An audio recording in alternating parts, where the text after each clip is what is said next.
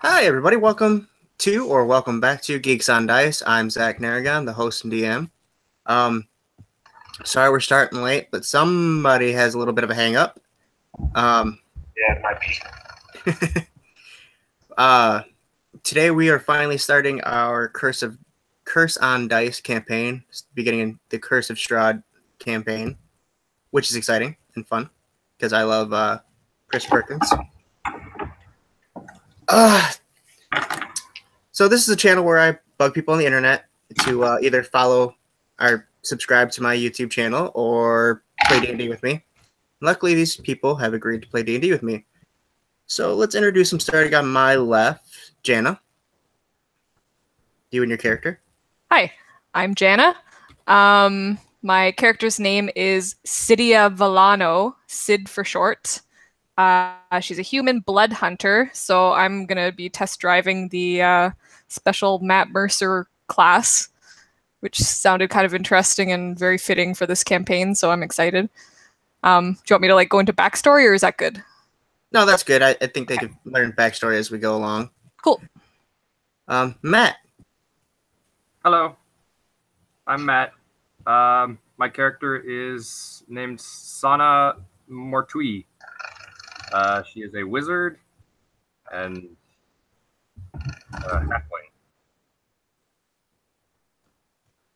Okay. Yes, that's about it. Mikhail. I'm Mikkel. I'll be playing Millie Sweetberry, who is a halfling rogue and kind of a little shit. And for now, the disembodied voice of Jared Moore. I'll be playing as Dovin, the very pissed off at everything half-orc that just wants to be the biggest and scariest around. Succeeding so far, considering there's two halflings in the party.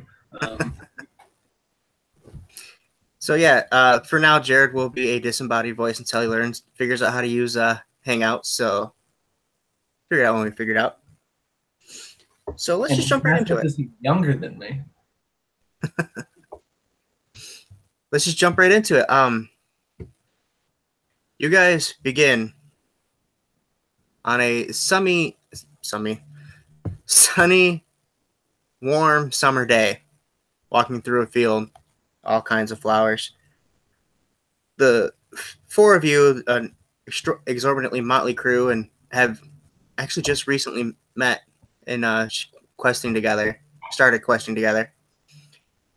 Beside you is walking a large, red-furred dog, easily taller than the halflings. You guys are walking across the field to a pub called Ratsbane. As you open the door and enter Ratsbane, the man behind the counter says, "It's a miracle!" And he rushes over from behind the counter, ignoring the patrons protesting because he's not pouring them drinks at the moment. And he rushes over. You rescued my precious dog. I don't know how I could thank you, except for, I suppose you want the gold I told you I'd give you. And he hands you guys a small pouch with 16 gold pieces in it. He says, and of course, drinks and food and room for the night are on the house. So you guys look around. Now this particular pub is just one of those random places you see in a movie that's in the middle of a old forgotten road for no reason. It's not in particularly great shape, but it's fairly busy. There's humans, elves, dwarves, halflings, even another half-orc off in the corner sitting to himself, as they do. What do you guys do? Well, Sid's gonna, address the man and say, "Oh, thank you so much for the gold, and we're so happy to help you out. Your dog is super, super cute. So, yeah. So, what was your name again?" My name is Oren. Oren, right? Yeah. Sorry, I forgot. Yeah. So thanks again for the gold. Of course. Anything to have my precious Fluffy back.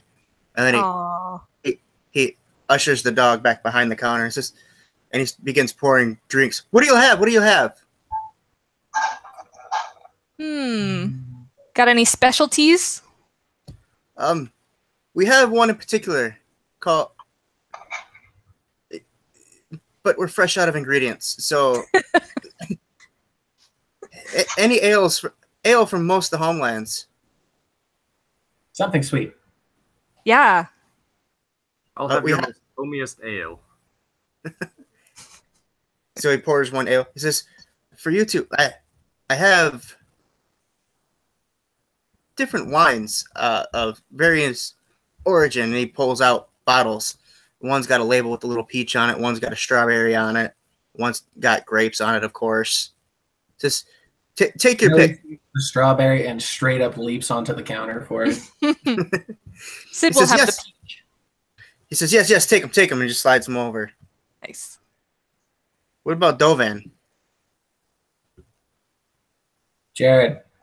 Whatever is the strongest that you've got. He pulls a tall glass of whiskey. Jared, are you going to sip on that, or are you going to just straight down it? Just start down and up. Okay, roll a Constitution save.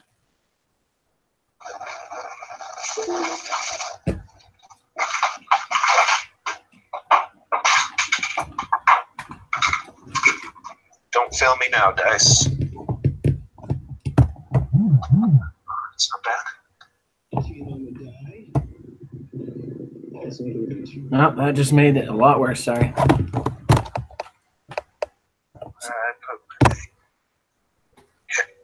so is that What'd you get? Constitution check or Constitution save? Save. Constitution save.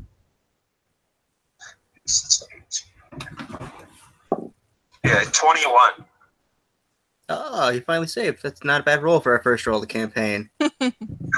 Normally where I roll underneath a 5, yeah, that's pretty good.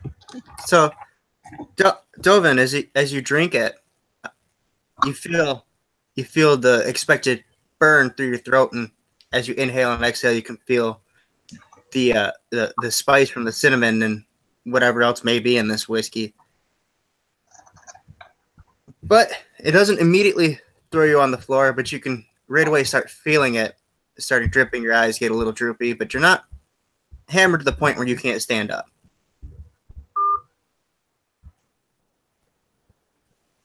So what do you guys do here in this pub? Because he's offered you free food and drink for the day and free board for the night. It is somewhere during midday.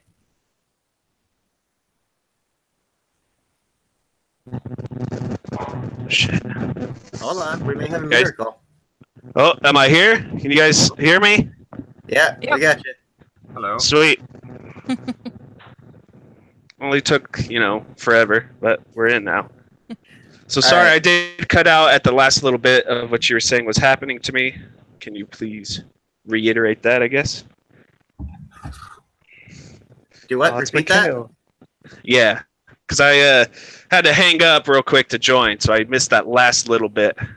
Yep, all I said is he's offered you guys free room and board, and free food and drink for the day and the night. Cool.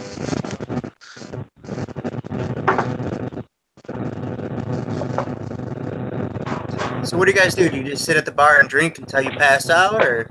So, like, whereabouts are we? Are we in kind of like the middle of nowhere where there's only like a pub? Is there any other stuff outside? Yeah, you guys were passing from major city to major city.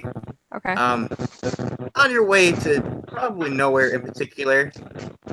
And this just happened to be a small pub you guys could stop by and probably wanted lunch or something, and see a guy asking about his dog, which one thing led to another, and they have free room for the night. I'm distracted by Jared. Jared, all that buzzing. What am I doing? You're buzzing as you're walking around. You're buzzing and just floating around like a spooky ghost. I wasn't expecting for the camera to kick on, so I'm trying to situate this to where I can set my phone down. So just mind the sitting my house for a sec. So There should be an icon to kill the camera somewhere on there. Okay. I mean, I know I have a gorgeous face and all, but I don't think we need to see this anymore. Well, at least we can see your face. You know, Mikhail kind of disappears against the wall. There we go. There you go. That's a trick of the respect, and that wall's a good distance away. It's those roguish tricks you got. Well, I got to start practicing now. See, I'd be worried if I just saw him peek up behind anybody else. That's where we gotta have an issue. Right. Just slowly lean into someone else's camera. Okay, well, Sid's probably just gonna park herself at the bar, enjoy a drink, and just start, hefting these giant tomes and books out from under her cloak and just stacking them right in front of her, and then just picking one up, leafing through it, and mumbling, making some notes, and just pretending she's in a library, basically. Right. It is fairly quiet despite all the patrons. I mean, there's the laughter and the people are obviously enjoying themselves. It's not like sad drinking. Not sad day drinking, it's fantasy day drinking. Nice.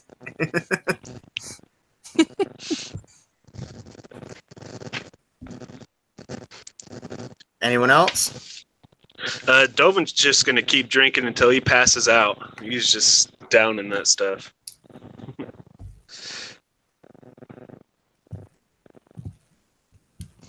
Probably shooting words with crap. Mikhail, what's the name of your guy? Your chick, I guess. Your lady. Millie Sweetberry. Millie. Okay. He's probably BSing with her then while he's drinking, if she's still around.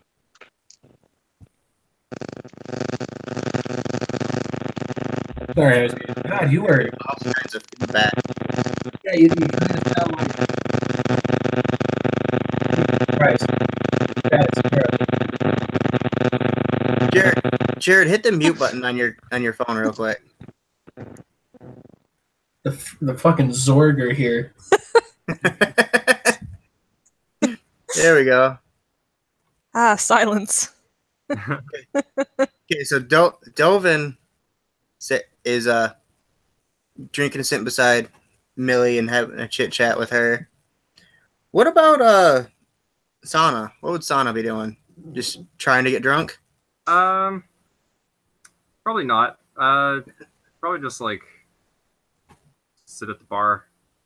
Probably not drink too much. Who else is in the tavern? Is there like a dartboard or like anything like that? Yeah, there's definitely two dartboards off towards the northern side of the bar. Okay, I'm gonna go challenge whoever's at the dartboard to a dart game. With my, do I notice her going over to that? Yeah, you probably would notice. I'll follow with the bottle, just kind of swigging on it as I toddle along with my tiny little legs.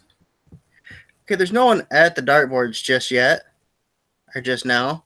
Okay, I'm gonna go up to the dartboards and I'm gonna start throwing darts, and they're gonna start hitting the bullseye directly because I'm gonna cast minor illusion. Just trying to show off. Oh yeah. A man walks up to you. He says, "Oi, I'll bet you 3 silver you can't hit that bullseye 3 more times in a row." Oh, you want to see that, do you? Is this something you've done in more than one bar? Like, is this something I've seen you do to people before? I'm gonna go to like the absolute far end of the tavern. Yeah, is this something your party, your friends here have seen you do before? I cannot talk today. Okay. I think Sid's probably seen this trick before, and she'll just glance over to the dartboard and kind of just roll her eyes. I'm just gonna start. Millie's egging Prattle on by clapping the tavern and hit those bullseyes. So as you hit all 3, he squints. And he walks over and he looks. I quickly run up and I grab the darts off the board. Reaches out. He goes, "Well,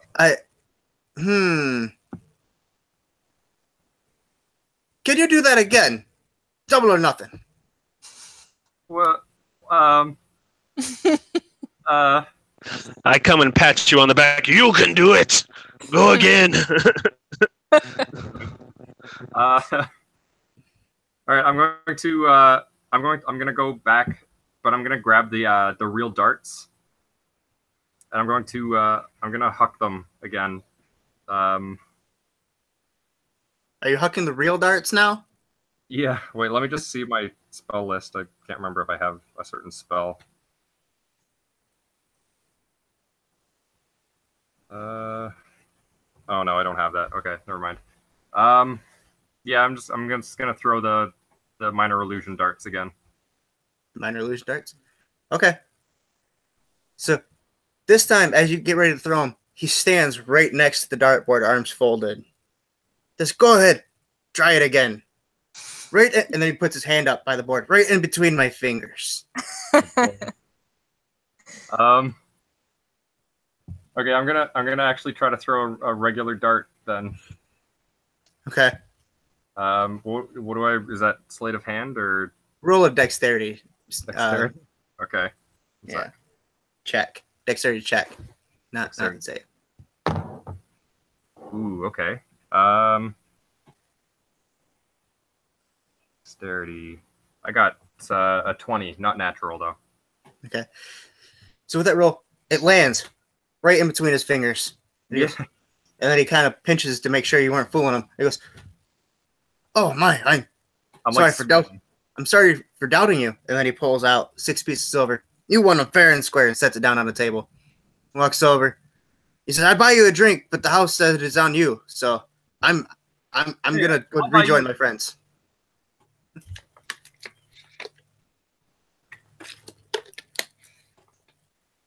You're muted, Mikhail. A lot. That explains a lot. Yeah. Seeing where that gold came from, I kind of want to see if there's another bag. The silver gold from the bartender? The bar- guy you made the bet with. The betted silver. He pulled it all out of one pouch on the hip of his belt.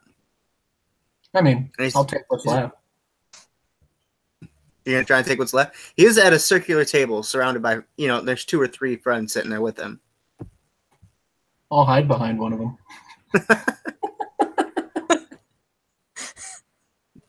Okay, I'm gonna need you to roll 2 rolls here. The first one is obviously stealth. The second one will be sleight of hand. Stealth. Come on, expertise and metal dice. All right, 16 on the dice plus expertise at +4 plus. So +7 is 23. Yep. God, I love it. That's good for stealth. All right, Now and that's sleight of hand. oh, sweet, 24. Okay. So yeah, without them even noticing, you just run up. So I'll let you describe it. How do you do this? I obviously do it quickly. As he's walking back towards the table, I'm just kind of following between his legs so they don't see me get there. He sits down, I pop like under his friend's chair and just kind of scamper away. Okay. A little goblinoid demon.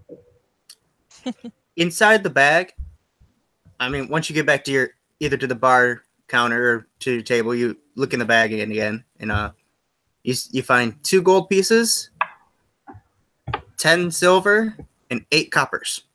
I feel like a bad person now. Let me go to Mount Mythweavers and start writing this down. Always keep a notepad handy. I don't want to stand up again. The struggles. Oh, is there one nearby? No. That was pointless excitement. All right. The bartender, Oren, walks over to Sid. Says, "Young lady, I see you like books." As he's looking, as you're taking up like half his counter space with books. I kind of just like push a little space to look up at him. I'm like, "Yep." He says, "Do you like the scary books too, or just like magic books?" As he's looking around. Oh yes, I love scary books. monsters, demons, vampires, everything. He says, I just got done reading one called, I forgot what it's called. Then he reaches under the counter. He says, I read this when we get slow. And he slides you a book. And said, the title is Legion of Bats. And there's like 5 or 6 bats sprawled across it. Says, that's for you. Oh, thank you. So she grabs it and she starts like immediately inspecting it and looking to see who the author is and what kind of book it is. And it's like, oh, this looks really interesting. It is an old book. The author on the author spot on the cover is kind of worn out. But you could kind of make out lichen as the first part of the first name. Okay. So, Oren, where did you find this book? One of my patrons left it a long time ago. Strange fellow. I'm not sure where he came from. Had a strange dialect and everything. Strange. Interesting. Okay. And she's going to start like looking through the book a little bit just to kind of see what's in it at a glance. Yeah. As you flip through it, it's written in a style that you haven't quite seen before. It takes a minute for your eyes to kind of adjust to the words in it. And every now and then, the longer you look at it, the more the words and the letters seem scrambled, jumbled up to you. And then you take a break from it, like rub your eyes, and then it'll look kind of clear again for a minute. But then you flip through and there's pictures of like a great big castle with the night scene behind it. And of course the bats flying across the moon. And you flip it and there's a giant bat's head. And you flip it again, and there's all sorts of stuff. Every now and then you see the words vampire, werewolf, Jack, Baron, all sorts of things like that. Okay, so Sid's just kind of like turning it every which way and like blinking and like squinting at it, moving it aside and being like, how did you read this? I can't figure this out. It's really messing with my eyes. He says, yes, that's why I read it when we were slow. It's very hard to read, but I found it very interesting. Wait until you get to the part about the castle. And he goes, wait, no spoilers, no spoilers. Oh, no, yeah, no spoilers. I'll read it myself, but thank you very much. Yes, of course. Cool. All right, so Sid will tuck that book away safely into her cloak. Okay. And as the day goes on, you guys can kind of do whatever you want, explore the grounds, look out in the woods behind the pub, go out in the field, pick flowers if you want, whatever, basically whatever you like, go out throughout the day. There's flowers? Yes, there's a bunch of flowers that you guys were walking through on the way here. It's like the first thing I said. Going to go out with her strawberry booze, sit down and make a flower crown while getting a little schmammered. Right. And counting her money.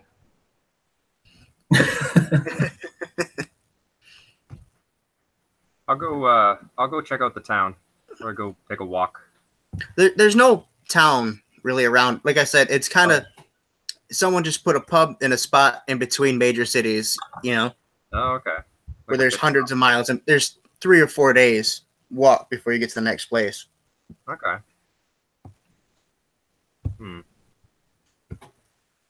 Well, Sid will definitely show Sana her book, because they both seem to be quite interested in the occult.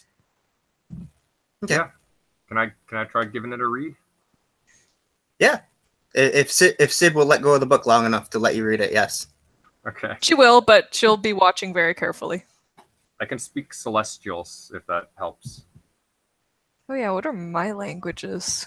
What did I pick? Oh, I just picked Common and Elven, apparently. Weird. It's exciting. You know what? I want to change that Elven. Can I change it to Abyssal? Yeah, I'm not stopping you. I feel like that's more suited for... It's still the first session, so, nothing's canon just yet. All right, I'm changing that. Let it be known. But yeah, Sana, as you're trying to read the book, you're having the same issue that she was having.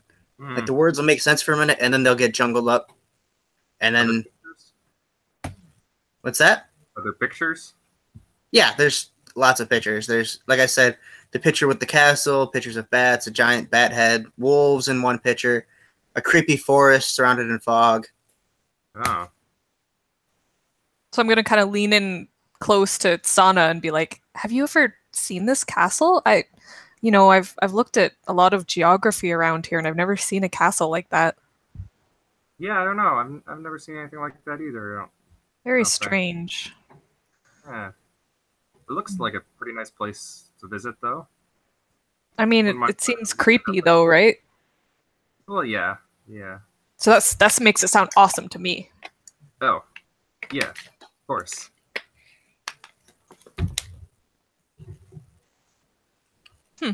Well,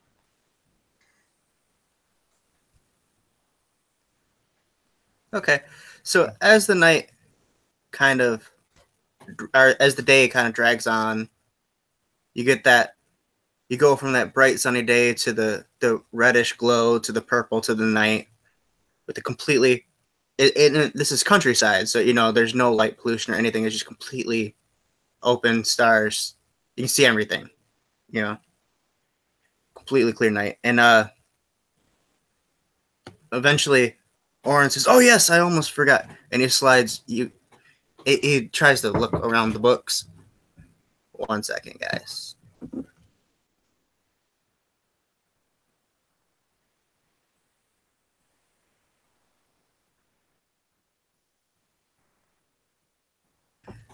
Sorry. So yeah, he tries to peek around Sid's books and finally hands her keys. Says, "Here, I promised you all a room. I only have one left." wait, one? Yeah, I only have one. I'm sorry, but it does have 4 beds, and it's our largest room. Have I returned at this point? No, you're passed out in the field somewhere. That makes sense. Which, Dovin, having known Millie for a while, this is probably common behavior. You would know to go find her. Unless he's also passed out. Yeah. Yeah, I'm pretty drunk. I'm probably just gonna walk up, push one of the beds together, and take both and just lay there, assuming that is Millie's bed, and just knowing her well enough, she'll be fine. So, also, Sid would probably notice Millie missing after a while, and she'd go track her down and pick her up and bring her upstairs. Yeah, you've known Millie for a couple weeks. You'd probably know. Yeah. Luckily, she's a halfling, so she's nowhere near as heavy as your books to carry up those stairs. True. Foot 10, 35 pounds. Nice. Real small. Hey, Jared, when you're not talking, can you hit the mute? It's still buzzing. Oh, It's okay. It's okay. No worries. Just gotta remember that. And don't forget, when you do try to talk, you gotta unmute. I'll forget. Okay. So yeah, finally, Dovin is sprawled out across 2 beds. I'm sure Sana has scurried up and taken one of the beds. Even though it's a full size, like queen size bed, there's 4 of them. It's a very luxurious room for this kind of place. She's just curled up about the size of a pillow, taking one small corner of the bed. Sounds about right. And there's one bed that's open. So, where do you put the passed out halfling, Sid? Are there I'm just gonna lie her gingerly right next to Dovin, and then Sid's gonna take her own bed. And I'm assuming you've drug all your books up. Yeah. Yeah. Oh yeah. Well, also I have a bag of holding, so that's where all my books are going. big surprise? I was just gonna ask. Yeah. I was just gonna ask because I know you have to take all your books up there. I was gonna say, is your books surrounding your bed, or is they all back in your bag of holding? She has a few out. She's still looking at this weird. What was it called? Legion of Bats. Is that Legion of Bats. Yes. Yeah. So she's pulled that out, and she just has a little bit of candlelight beside her bed, and she's just still very fascinated by this book. So she's gonna continue just trying to read a little bit before she goes to sleep. Okay.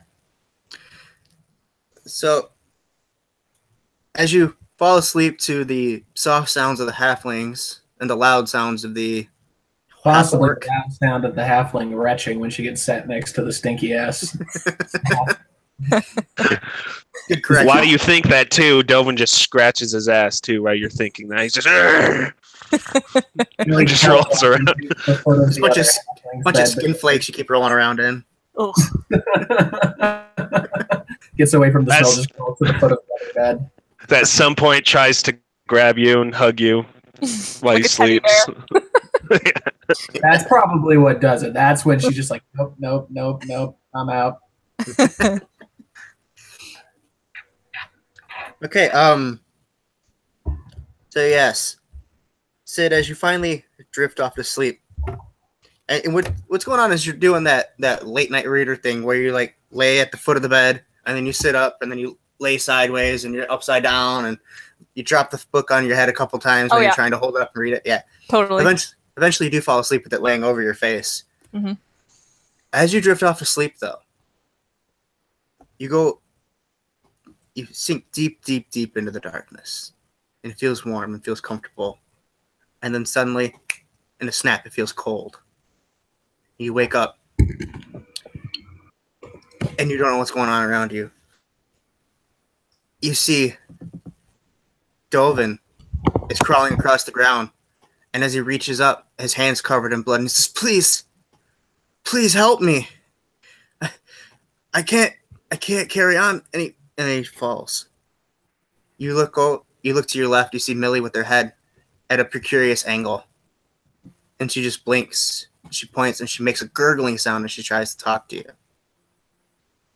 And Sana comes running out of the trees and he says, He's coming! He's coming! We have to go. And a spear comes out of nowhere and impales through the back. And then you can feel heavy breathing just over your shoulder. And as you look over, you see a smile, a wide smile. You see bright white fangs and just a trail of blood. He says, he voices soon. Ooh. And you snap out of it. And as soon as you snap out of it, you wake up and you sit up. The book flies off and you can feel the shadow of someone. You're still in total darkness, moonlight coming through. You feel the presence of someone directly behind you on the left. And when you look over, you see a hooded figure, and they turn and jump out the open window. Jeez. So I have a question for you, Zach. Real quick, hold on, almost done. As you get up and look, you see he runs off into the fog of the forest. Oh. Now, what's that, Mikhail? Would that book have woken me up, considering I'm both an urchin and have really high passive perception? Yeah. So also, like, as soon as I'm not used to getting a full night's sleep anyway. Like, it's not something I got to do often. Yeah, you're probably out cold from the drink, though, to be honest. So Sid would have, like, bolted up and, after seeing the figure flee, like, gasp and then start calling the names of her companions and, kind of bumbling around in the dark, trying to shake them and make sure they're all okay and be like, oh my God, are you okay, guys? Oh, I had a terrible nightmare. Yeah, so who would wake up to that first? Because you've all been drinking pretty heavily the night before. Yeah, Dovin's not even moving. He's just. Like I said, Sid's like slapping him and his head's just going back when you and have forth. to sleep on the street, you don't get to sleep deeply. Yeah. So Millie probably wakes up right away. I'd probably wake up too pretty quickly. Okay, so you've successfully got the halfling ladies to wake up.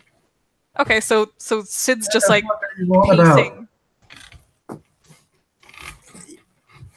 Oh, sorry, I dropped a pen. There we go. Okay.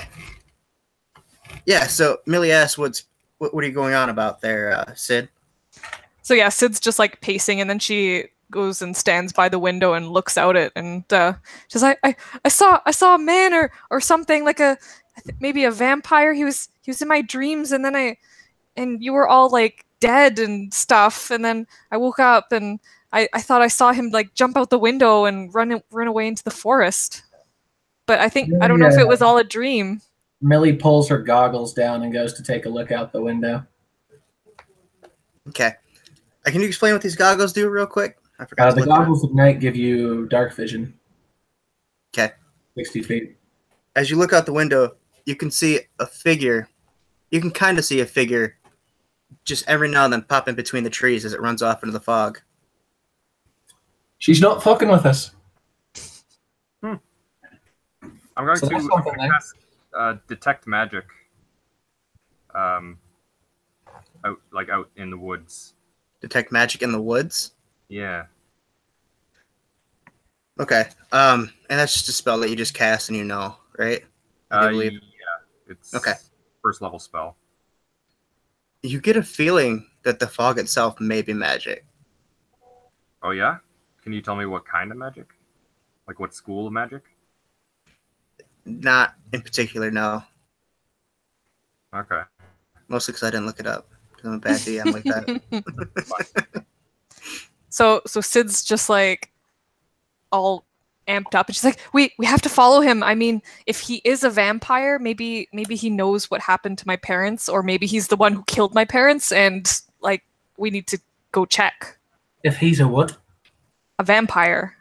Wouldn't that be like really? You're losing me here. I don't know what you're talking about. It's like a creature. It has like pointy teeth. It drinks blood.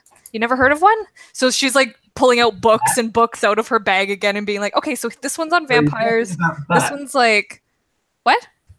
She says, are you talking about bats? Well, I mean, they bats. can transform into bats. Taste fuck chicken. I'm gonna tell Sid that maybe we should wait until morning because vampire.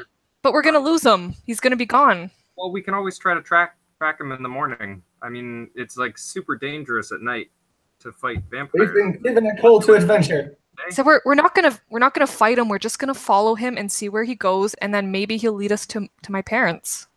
As you say this, you hear the crack of thunder, and as you look out the window, you can see the storm clouds starting to roll in. We're not tracking shit. I don't know if umbrellas have been invented yet. This is supposed to be Victorian era, so I do believe there is umbrellas. Oh, okay. There you go. And you haven't seen any. You haven't seen any in a few weeks, but they're around. I hope you. So Sid at this point is just starting to gather all her stuff, get suited up, and is pretty ready to run out the door. I'm just gonna try to wake up the half orc.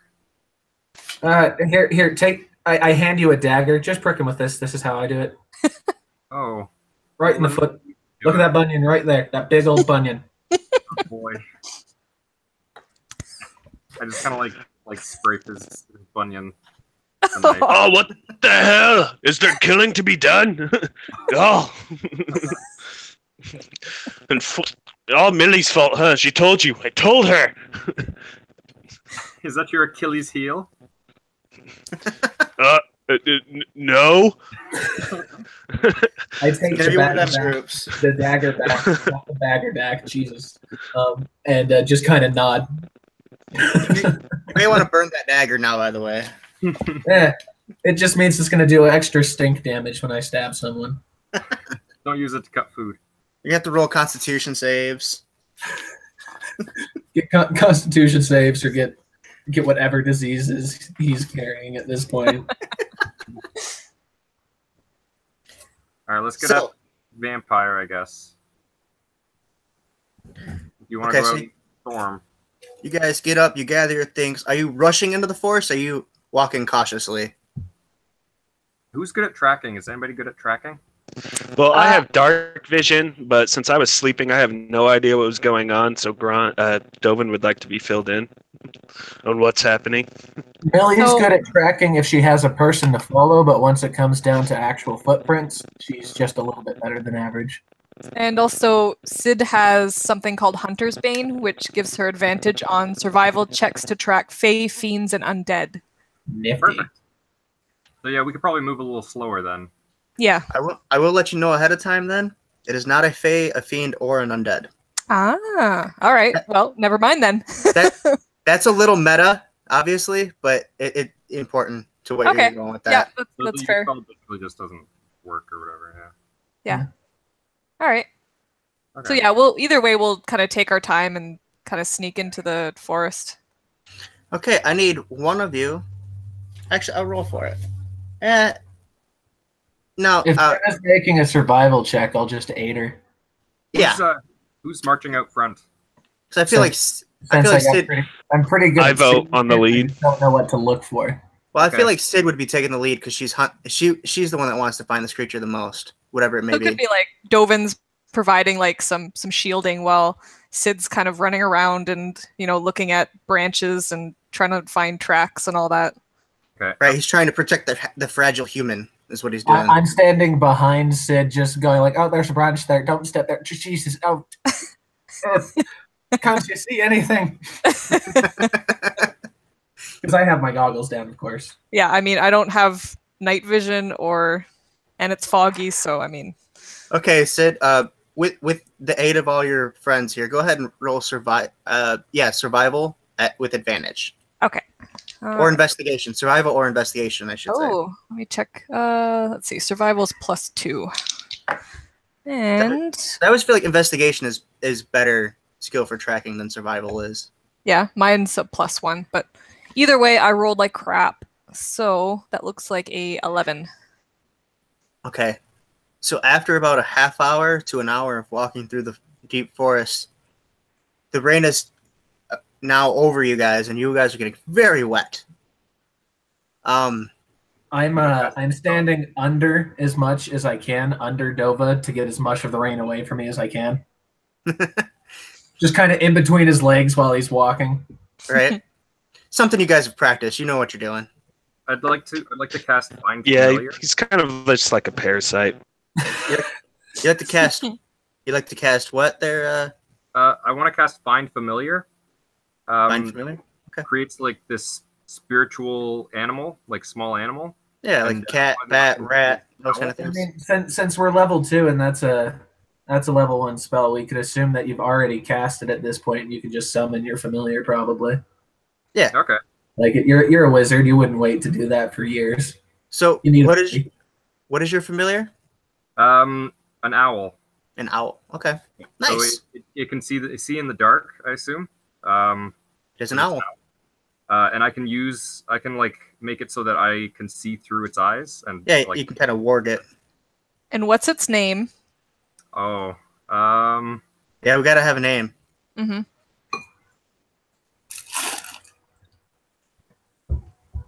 oh boy, You can just tell us later. Slinky. Okay. Slinky. All right. I'm writing it down.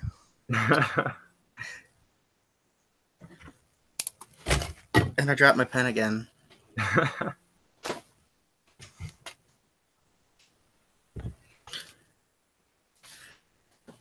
I need to get a desk instead of the stupid TV tray. But so Slinky. All right. So I'm guessing you're trying to ward the owl and see if you can find the figure. Yeah, I'm gonna make it like fly out ahead of us a little ways. I'm also gonna have to climb up on. I keep forgetting the half orc's name. What was it again? Dovan. Dovin. Yeah, Dovin. Yeah, I'm gonna have to climb up on his shoulders or something because I lose all like control of my body while I'm like looking through the owl's eyes. So. While this is happening, Dovin is grunting, just, bring me to kill things instead. I'm a pack mule. And Mikhail, if you're talking, you're on mute again. I was going to say this is useful for Matt. As the owl has 60-foot fly speed, 120-foot dark vision, and advantage on perception checks based around hearing and sight. Oh dang, that's pretty good. I'll have to write that down. Da. Oh, just so you guys know, Mikhail and Jared played in my very first campaign, and Mikhail was kind of my info for everything guy. Nice. Yeah, Nice. and it was my first time, so I just sat there quietly. I mean, it doesn't help that you played a paladin, and the first thing that happened is your trident broke, so, you know. Yeah, oh my gosh, it sucked. Poseidon gives no favors. Okay, Got the bat on that. that was a fun session. So Sana, I keep having to look at your guys' names. So Sana, as Slinky takes off, I'm assuming it goes above the trees and even through the rain. Mhm. You quickly realize that you can't see the figure anywhere, and you have it circle around, or as he circles around to come back to you, you see that you can't even see the pub back there anymore. All you see is an endless expanse of trees Oh no! and fog and rain and just Should have left a trail. a polar opposite of what you guys had earlier this afternoon. Hmm. Welcome to Barovia. It is getting notably cold. Okay, I'm gonna switch back to myself then and let them know. I'm right in your face, just direct, like, because your eyes have been rolled back and shit. And I'm like, what the fuck are you doing? So like, as Matt said, Sana is like on the shoulders of Dovin. So I just want you to imagine that Millie has climbed up the front of Dovin and is just staring like this close. I treat Dovin like a tree all the time anyway. That's how we met. I got hit by a glass in a bar fight, saw him throwing people around, so I grabbed a bunch of glasses, crawled up his back, and started hucking them at people. It's a great way to meet someone. Bar fight.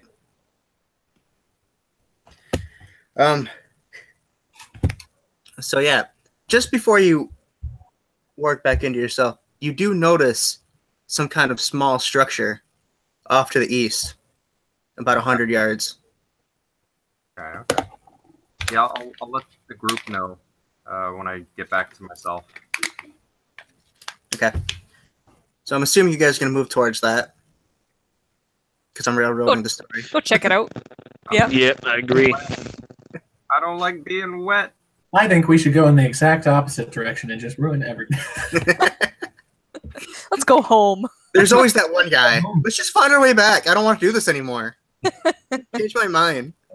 I want to open the tavern. Let's just go to Neverwinter. I don't want to be here.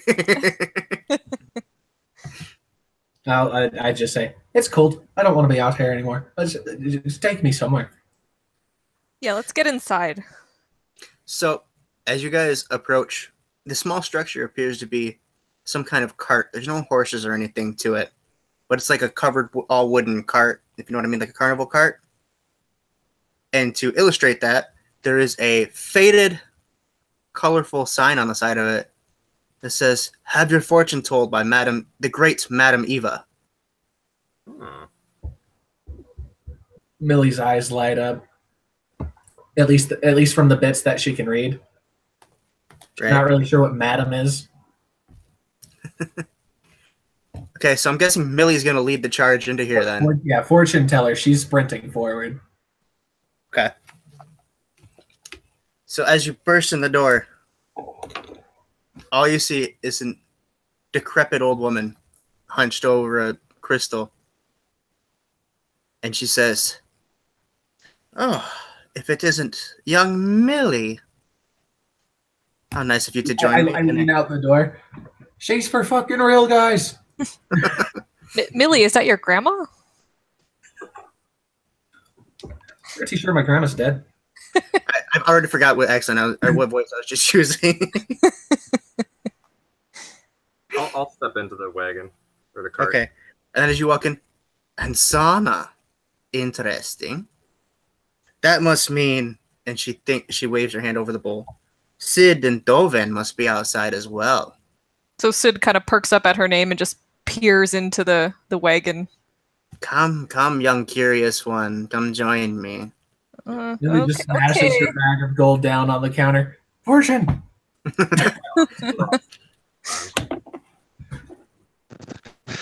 I will follow in as well last, but kind of stand by the door. So Hell, you're so big you probably can't through the door. very cautious of what's going on. Just come in. Close the door behind you. You'll let in the cold. And you notice it is noticeably warmer in here. There's plenty of room. You might have to duck a little. It's not made for such large creatures. What race is this? This is a human woman. Very old human woman. If she's not 100, she's pushing it.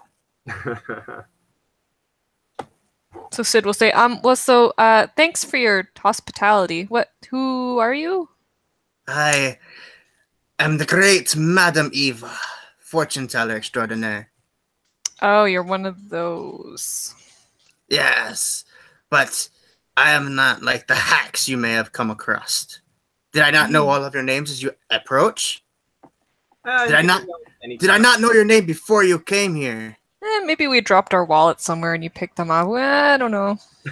Yes, yes. Well, as soon as Dovin comes in and closes the door, I will show you. You probably have fine. Fine.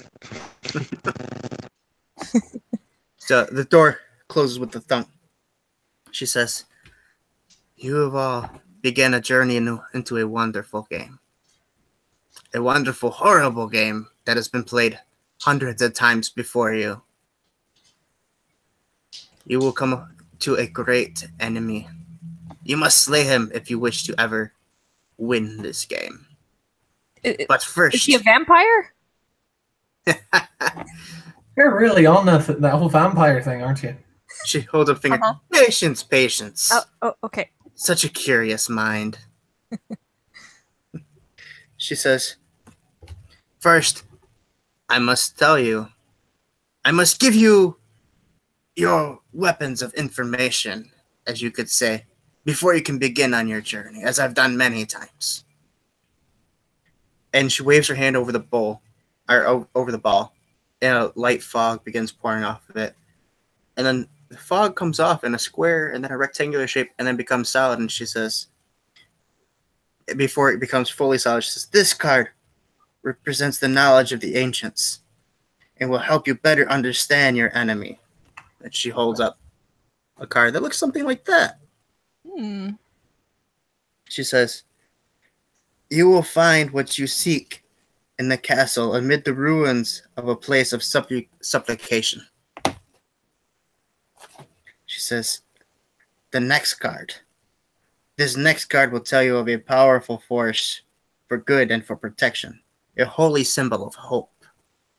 And then as it floats up, it becomes something like that. What's that say? That's the Berserker. Oh. The first one, Sorry. right? The priest, yep. It's not very clear, I'm sorry. She says, "Find the mad dog's crypt. The treasure lies beneath the blackened bones." It says, "This card I always find interesting because in a land of such sorrow, it brings hope. It's a mystery how it ever came to be." It says, "This card tells of a weapon made from the sun itself and made for vengeance." She holds up. "Ah, elementalist. Interesting. This card tells me that you will find the weapon hidden in a castle beneath the mountain that is protected by amber giants." Huh. "Now, I want you to understand that you will not be going at this alone." And you can see another card starting to form over the top of the ball. This next card will tell you of a great enemy of your enemy. Therefore, you're a friend, as the old saying goes. This card will shed light on the one that will aid you against the battle of this great darkness. And it shows up. The ghost. Very interesting. This card tells me." And then she thinks for a minute, and it disappears. She says, "Wait a minute." And she leans into the ball. Leans in to look at the ball. She says, "I see a fallen paladin of a fallen order of knights. He lingers like a ghost among a dead dragon's lair. Finally, this last card will tell us where your final stand against your greatest enemy that you will possibly ever meet.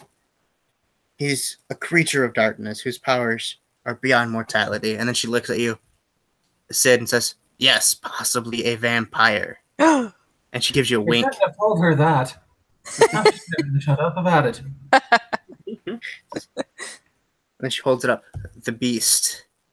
The beast will simply tell you that you will confront the beast on his great throne. Now I must ask you, as I pull up a map.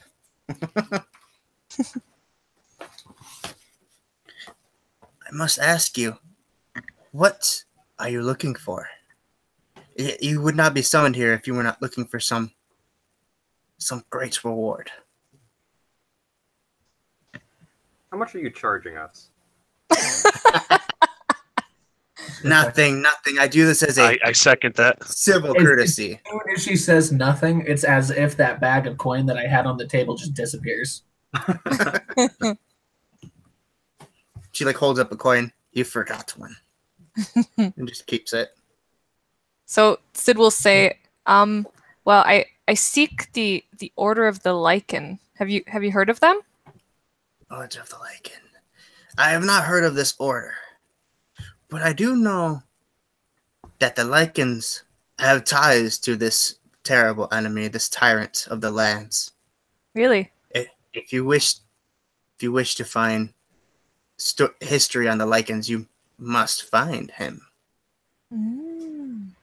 He may uncover many secrets for you. Anyone else? This is your one chance. Do you have any cards that are like happy? Of course. And then she pulls out. She makes those cards disappear, and she pulls out like a regular deck of playing cards. These cards make me happy. She like shuffles them. That's fair. I'm gonna go up to her and I'm gonna like whisper so that like try to keep it quiet. And I'm gonna just ask her. As you approach, she says, "Ooh, a secret. I love secrets. Secrets are stories that are not yet told." I'm gonna ask her, is there some way to bring the dead back to life? She thinks for a minute. Do you seek immortality?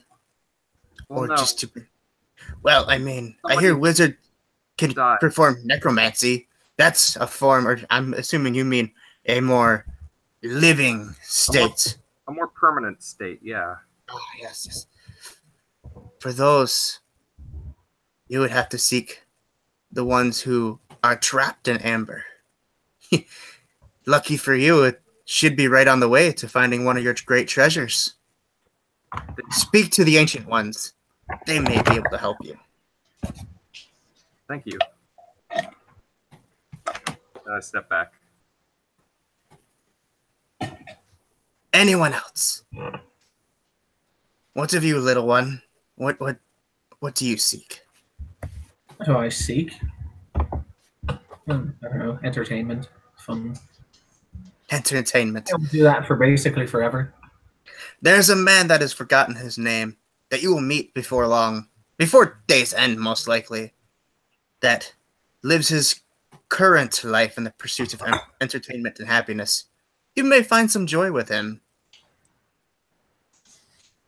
And you, in my time, people didn't travel with your kind, but orc? Yeah. Let's see. So we've got giants, dragon's lair, vampire. Yeah, they'll seem to be some pretty tough enemies. Oh, I can't wait for this. I will be stronger and beat them down. Your bloodlust Also, will be satiated. a lot of gold. Your bloodlust will be satiated, I promise you. And you may have to find the gold elsewhere. We are quite poor around here. She laughs. Let's hope the dragon's lair is got something. Well, that seems to be all the time we have. Now, I will not charge you for this session, but if we should run into each other again, I will have to. And then I've already made a down payment then with that coin. Yes. It'll just cost you 5 more. Jesus, fuck. I thought you were doing this out of the goodness of your heart. This one time it is a community service. I do this one favor for all. Ladies got to make a living. Yes, of course. I may be old, but I need to eat. Really? Of course. Can't you smell the stew cooking? Where do you shop? Hold on. In the town of Valaki. Is that nearby? No. Oh, okay. It is at least a week or so's travel from now. How did you get out into the middle of the woods? She says, she says, I smell magic on you. Are you not a wizard? Yeah. Wait, Are you not familiar with magic? of course. I'm just not that advanced yet. She says, if you're confused now, and she waves her hand, and the door to the coach pops open. She says, just wait till you step out. I have so much to learn. I'm gonna step out. So, Dovin, I imagine you're kind of like crouched down in the back a little bit. Yeah, kind of standing by the door. Okay. I would So assume. The door pops open, and you could be the first one. Well, you have to be the first one out. You're kind of blocking the way here. Yeah, so I'll start to squeeze out the door. Okay. And then you're quickly followed by, I lost my notes. Quickly followed by Sana to see what the hell she was talking about. And then Millie. But before Sid can leave, she grabs the back of your cloak, she says, proceed in your future endeavors with caution, young Sid. There will be much temptation for you to join the side of evil. I implore you, do not do this, for your whole party will be doomed. And then she lets you go. So Sid just kind of blinks and says, "Oh, thanks, lady. Have a nice day." She heads out. She laughs and just kind of chuckles herself. Day. And as you step out, the door closes. And when you all step out, you realize you're not in the woods anymore. You're, in fact, on a cobblestone road. And it seems to be the end of the road. It's kind of got like that cul-de-sac type thing, and the road only leads one way, and you're surrounded by the forest. And as you all kind of look around at your surroundings, the coach takes off by itself, still with no horses, pulls off into the woods. And then you notice, almost instantly, because of how cold it is out here, there is light patches of snow along the sides of the road.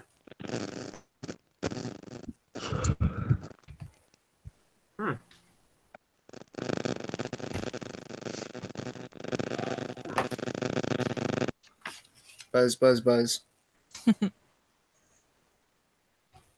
Are there mountains nearby? Not nearby, but you can kind of make some off in the distance down the road. Okay. What season is it? It feels like winter. It's winter now. It's a long coach ride. Can we make out any like signs or anything? Any noticeable? Just this one road going off in a distance. Does it go the other way? Or is it Nope. where It's we just are? dead ends. Dead ends to the street where you are. Or dead ends to the woods where you are. Huh. Well, let's follow this road.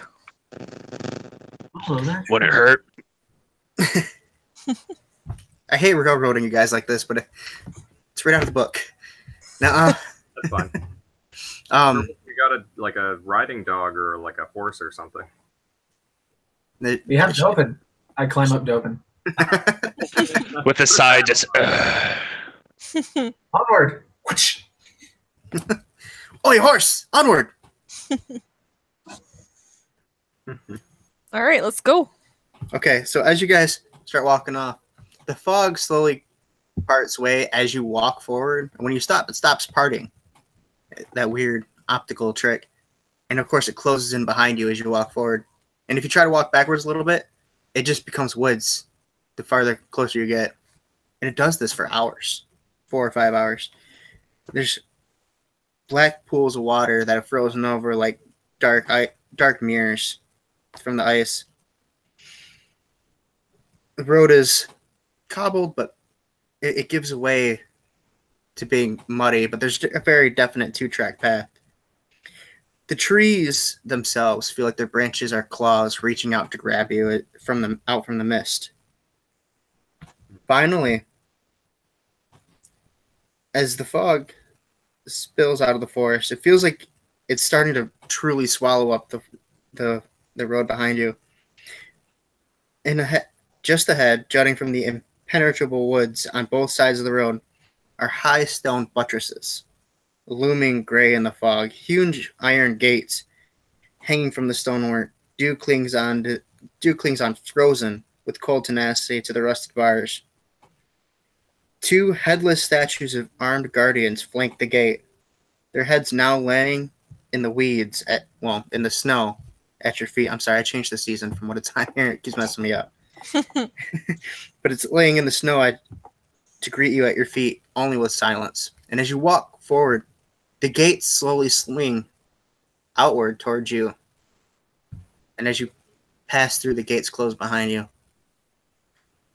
And when the gates close, Sid, I wish I had all my notes to remember exactly what I wrote down.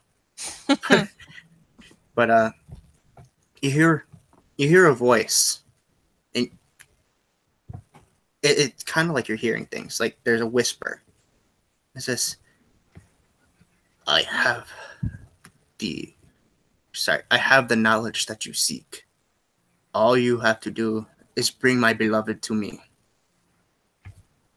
and you can have all that you wish. So Sid kind of like spins around and she's like, what? Huh? Who said that? What? Who are you? Sid, you're acting crazy again. There's no reply. Yeah, none of the rest of you hear this. Wait, you guys didn't hear that? Maybe it's just the wind. Okay, maybe I'm going crazy. Nothing. There's someone What are you talking babbling about? Ice front. There could be enemies.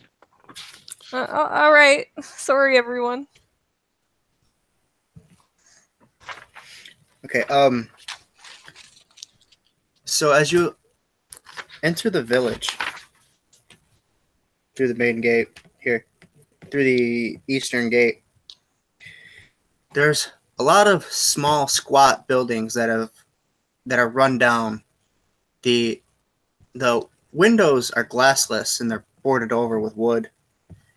You can hear the fog is let up quite a bit. It's only at about knee height rather than fully covering everything you can see. But you can hear a quiet crying sound.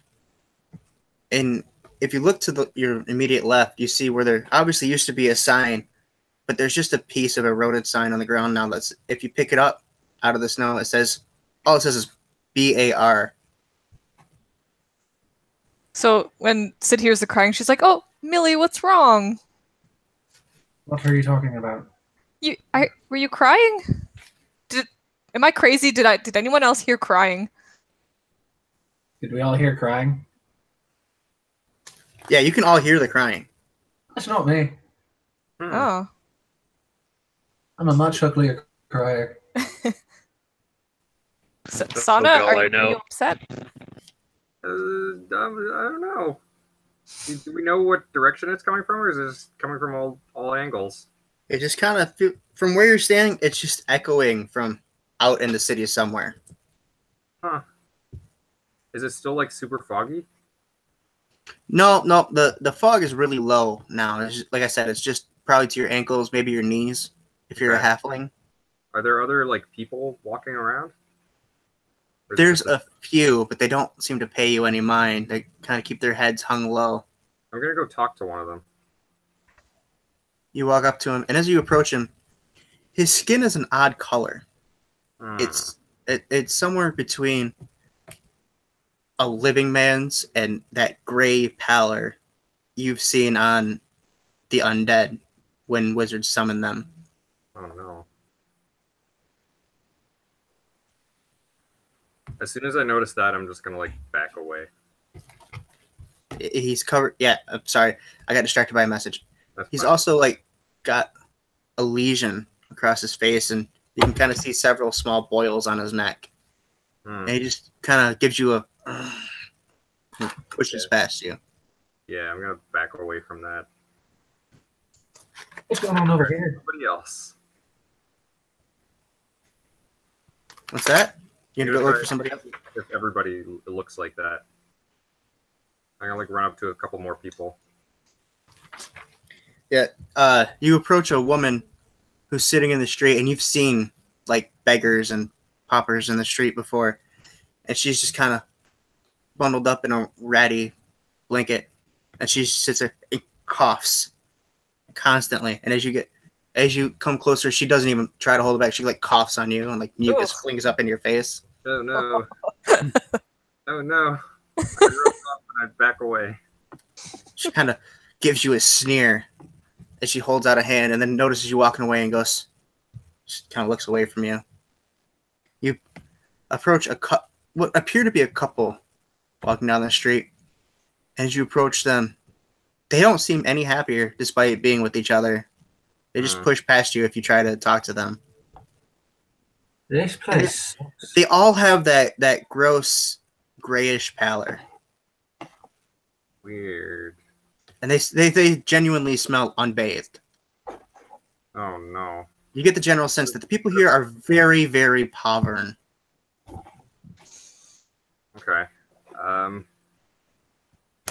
don't think we're gonna find any gold here, guys. You said there was a something on the ground that had the word bar on it?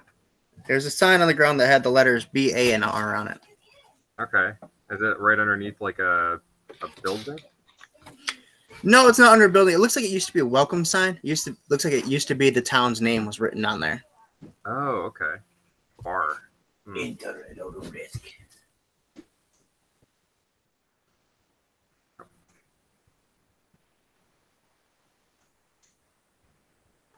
Sorry, my dad's grabbing a pillow for my daughter who just fell asleep out there. Okay, well, let's keep walking. If we can kind of pinpoint where that crying was coming from, we should try to follow it. That was you did all that interaction with only between like 2 or 3 buildings worth of space there, and then there's a cross street. I have an actual map, so I'm tracking where you guys decide to go. So there's a left, a right, and a forward, and it just seems to be all residential buildings here so far. They're all roughly the same size, the same rundown shabbiness, the boarded windows. Some of the doors are even boarded shut. He's gonna focus on the sound and try and figure out which direction's the better one. What you trying to say there, Matt? Close your eyes and listen to it. Can I roll a history to see if I know any towns that start with BAR? You can roll a history. Can I try that? Hello? Yeah. Can you hear me? Uh-oh. Hold on. Yeah. Can you hear me? Yeah. Go ahead and roll history if you want to.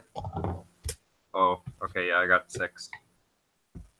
You know that there was the town back where he came from, Baratus and Barzaki and Barlinda, but this doesn't seem to be any of those.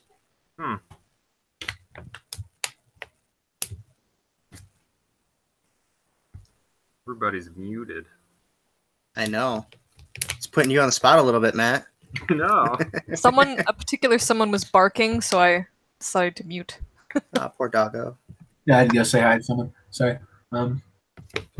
Yeah, I'm just trying to figure out where that noise is coming from by closing my eyes and listening to it.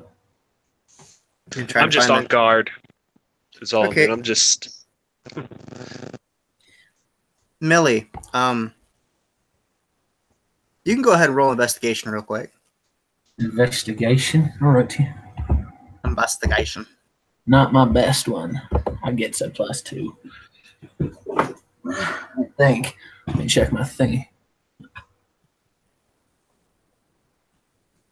Yep.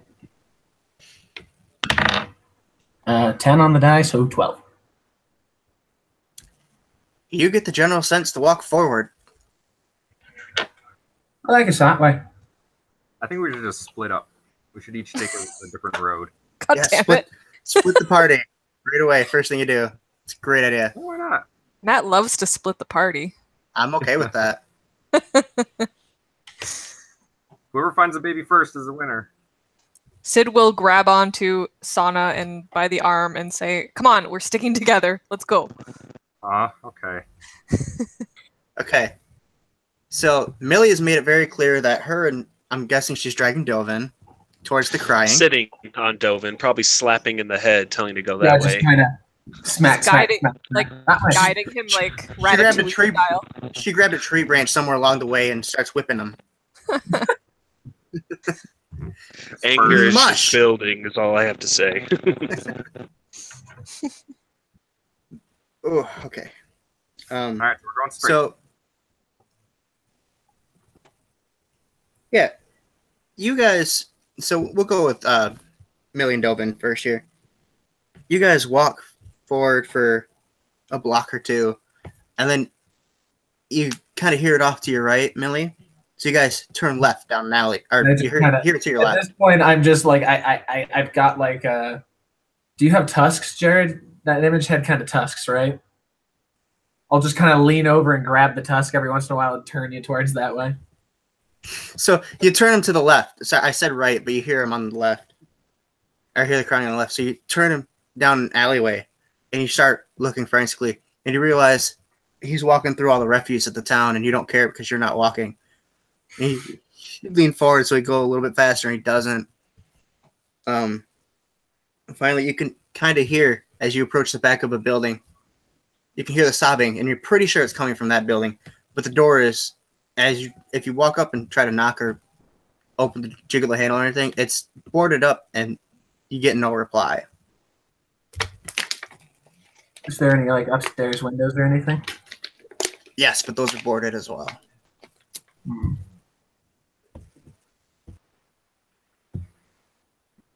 Oh, I do know that.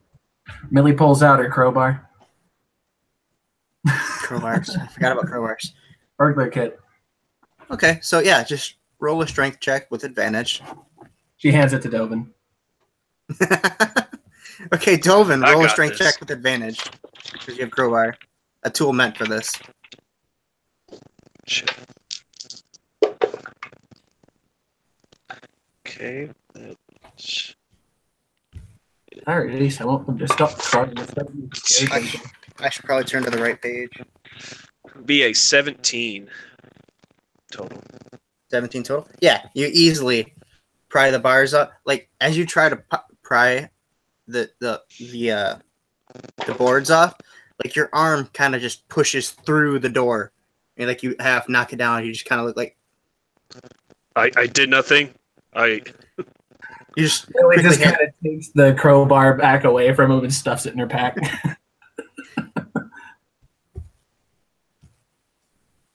Oh, that was So, more yeah. effective than I expected. So yeah, you guys push through the last of what's left of the door. So I'm guessing Millie is the main one investigating this. So, you can hear the sobs definitely floating all around you from inside this house.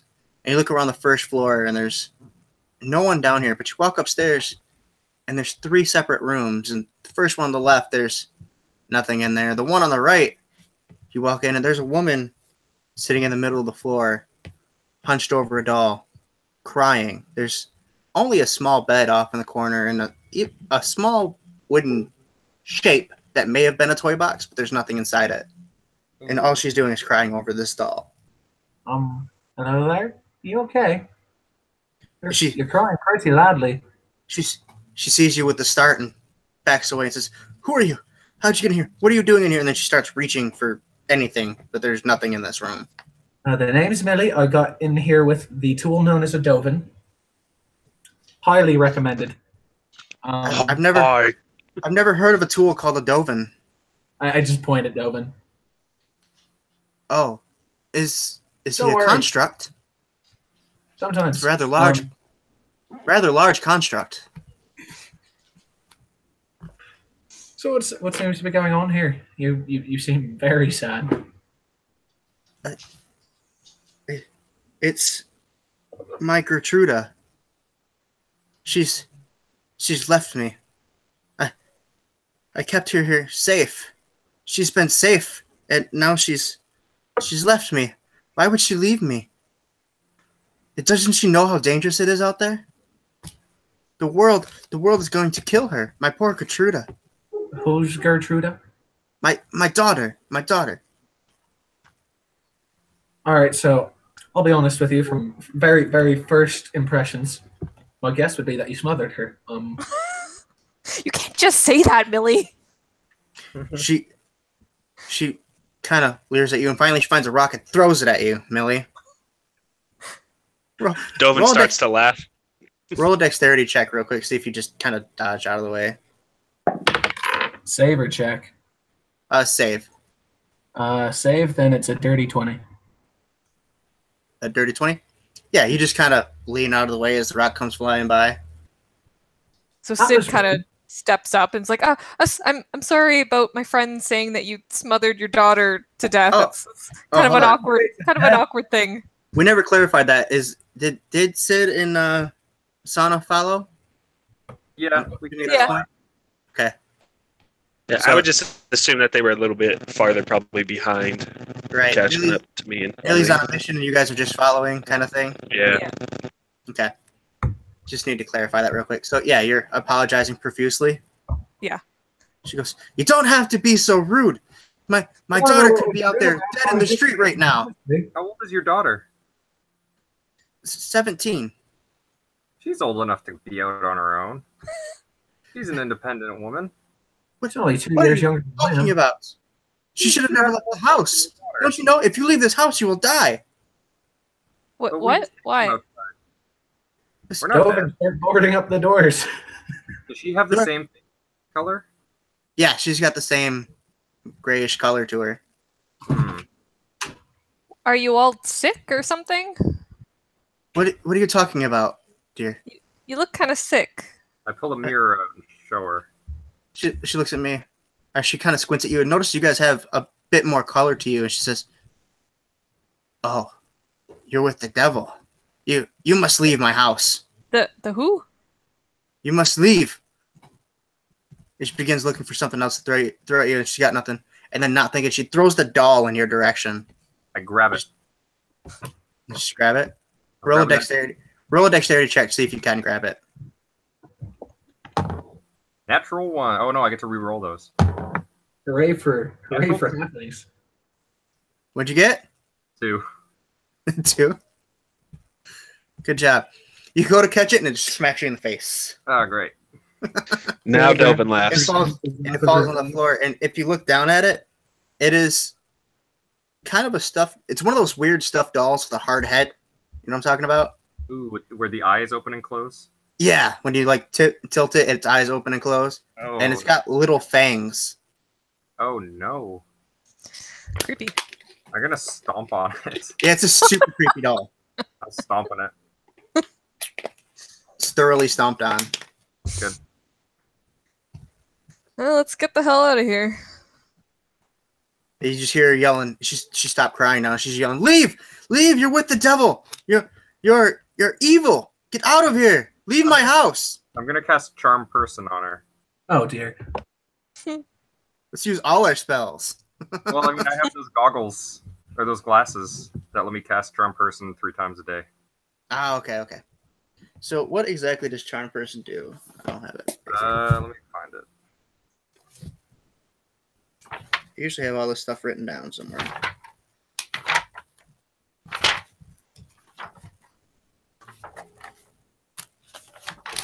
I mean, there's so You many. Charm a humanoid. You can see within range. It must make a Wisdom saving throw and does so with advantage if you or your companions are fighting it. I don't think we're fighting it, are we?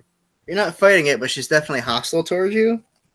Okay. So I'm gonna make the call and say she does not have the advantage. Okay, cool. So if it fails, it is charmed until the spell ends or until you or your companions do anything harmful to it.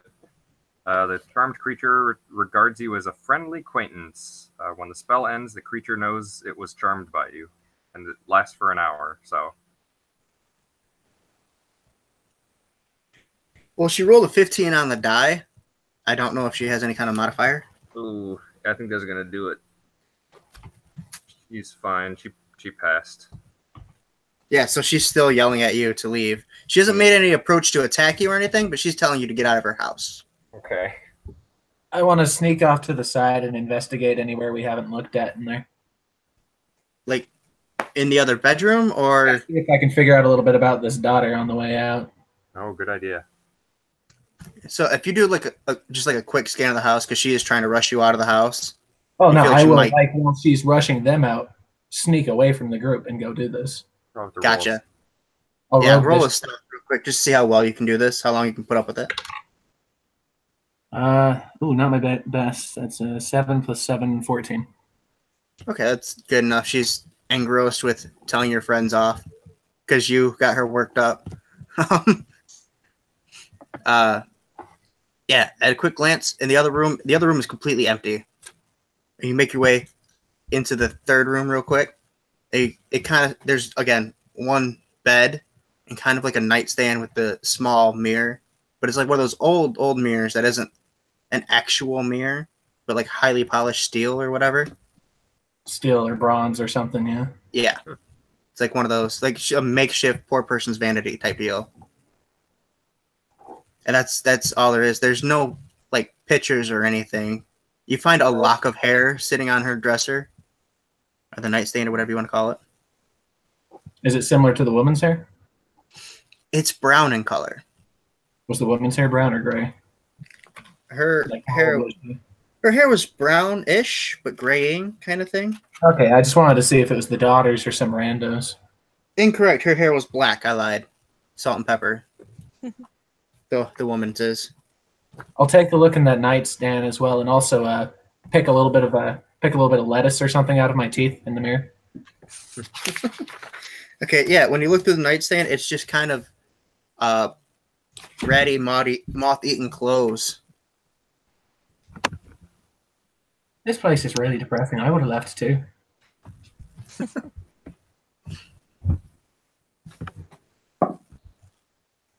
You hear from the other room, I heard that! Where are you? Sid's basically just making her way back outside in the most direct route possible. Sorry, you cut out a lot there. What I'm guessing is you said you're looking for the most direct route possible out of here? Yeah, Sid's just trying to get out of this creepy house. Same here. Okay. So, when you leave the house, immediately to the right, you can see someone leaving a rather large... Wait, before I go there, are you leaving out the front or the back? The way Dovin back through? Whichever way we came in. That would be the back. Yeah. Okay, so back into the squelching sounds of the refuse. So as you step out, this time you guys can Millie, knowing the refuse from before, scampers out in the front, since she's later anyway. Scampers down the front? Okay, so those of you that go out the back, you can kind of smell meat cooking. It's almost like that pub smell, but not quite there yet. Millie, as you come out the front, you look over and you can see a rather large overhung porch on the building next to her house.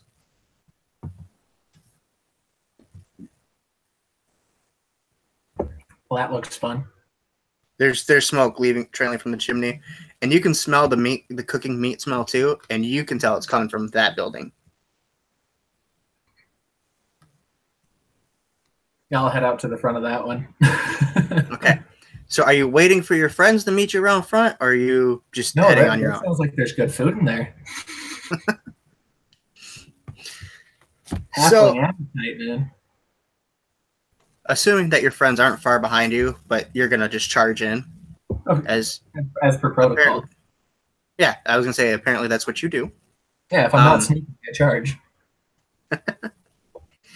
So you go in, and you burst through the door. As you walk up to the porch, a single shaft of light thrusts illumination through the main square. Its brightness looks like a solid pillar against the heavy fog. That has nothing to do with this. Sorry. On the front of the building, there is a sign hanging precautiously askew, proclaiming this to be Blood on the Vine Tavern.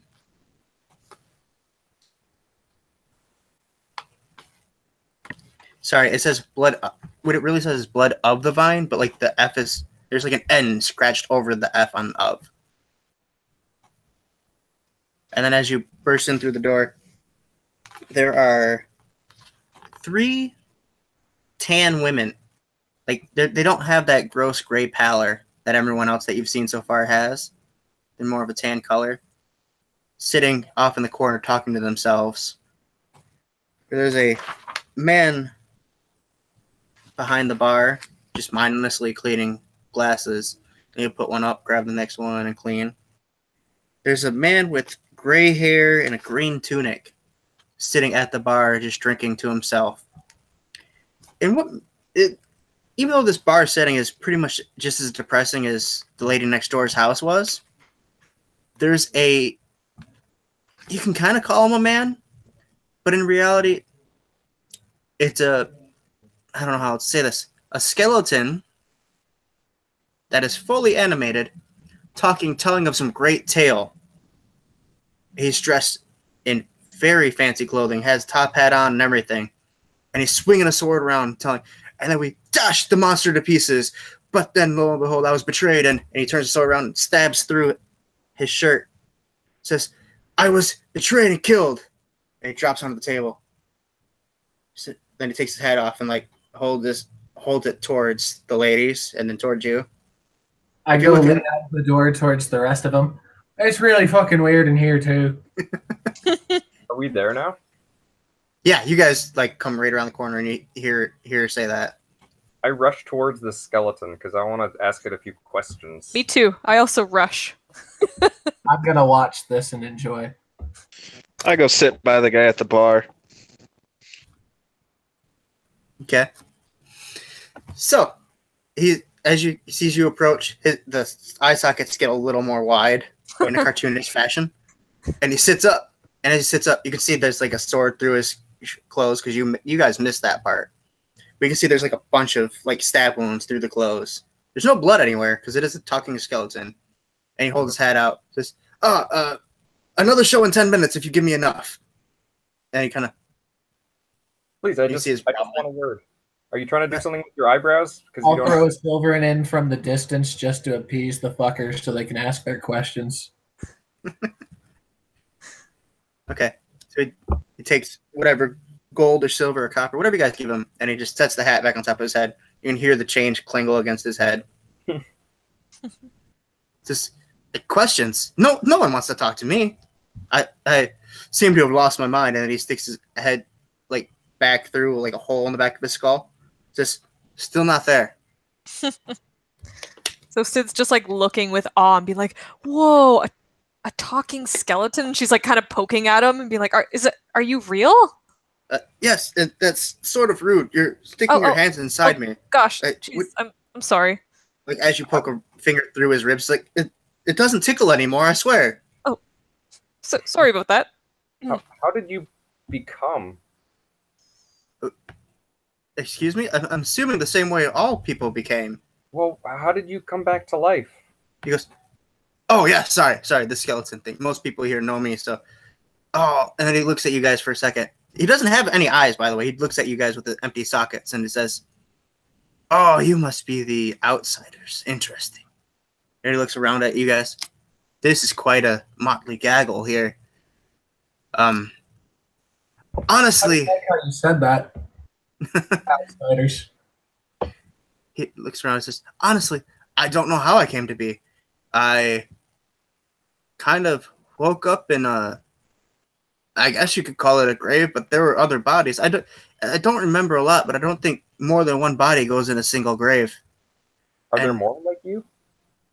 Like me? You mean... Yeah. What do you mean like me? Like a talking skeleton? No! Yeah, Are you insane? That would be craziness. Okay. At that You've point, never man's seen too far. You've never been in a plague? A plague? No, I don't think I've ever been a plague. No, people get buried in the same grave all the time. Sure. Oh, yes, I see what you mean. That is a good point. We haven't had a good plague around here in quite some time, though. Not that I would get sick, but as far as I know, I've always been a skeleton. I can't tell you where I came from.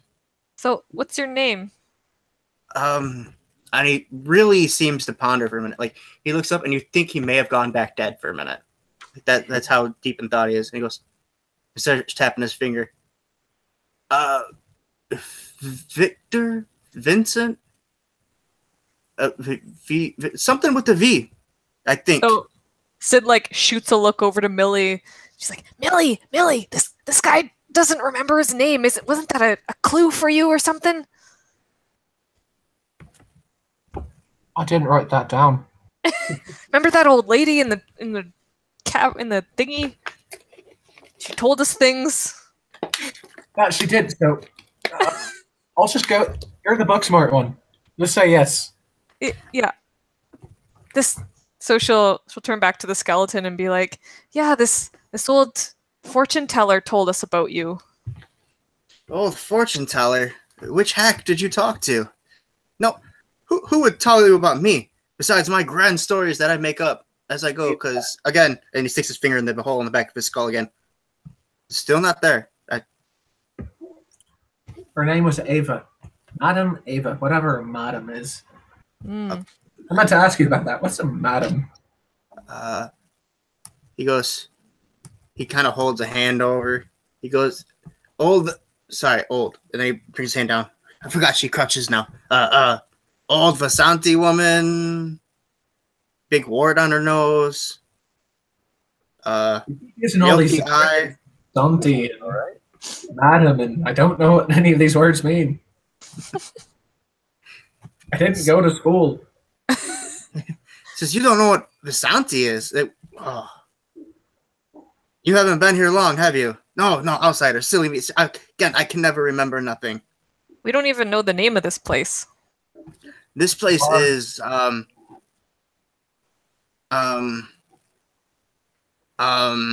and he thinks and he remembers the sign for a minute. He goes, blood on the vine. First to freeze up again. I'm not dealing with that. I just flick him in the head. He goes, thank you. And he remembers the sign. Blood on the Vine Tavern. That's this place. But what town are we in?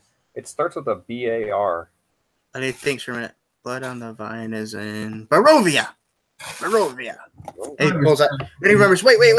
I can remember. And he pulls like a piece of paper out of a pocket on his front. He goes, Barovia, yes. And then he folds it, puts it away. Can I see that piece of paper? He hands it to you. I'm going to open it up. What else does it say on it? It says, hold on. It says a couple different things. It says things like Blood on the Vine in Barovia. It says go to Valaki / Lake Zarovich. These are all strange words you've seen. Mount Paratok this way, and then like an arrow just pointing in a random direction on the paper. Svalaki Woods to the west. Mount Gaiacus to the south. I think. More Svetlaki Woods this way, and then like an arrow pointing in a different direction. It just seems fairly nonsensical. Other than Blood on the Vine Tavern being in Barovia, there's not really a whole thought to anything on here. It just kind of seems like it's like his own personal organized chaos to remember where things are. Okay. You know, like how like when your room's messy and no one knows where anything is in your room, but you know where everything is in your room because you put it there. Yeah. It's like that. Okay. It's his thought process. All right, I'll give the paper back to him. He'll take it. Goes, oh, good. Thank you. I'd lose my mind if it wasn't written on the paper, you know.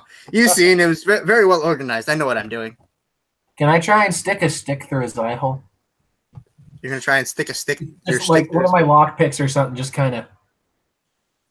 So as you get really close, he swats away. Stop that! Do you have eyes? You could poke someone's eye out with that. How do you see us? I cast Minor Illusion and give him eyes. Oh, It's super creepy. That's so much worse than it was before. That's so much worse than it was before.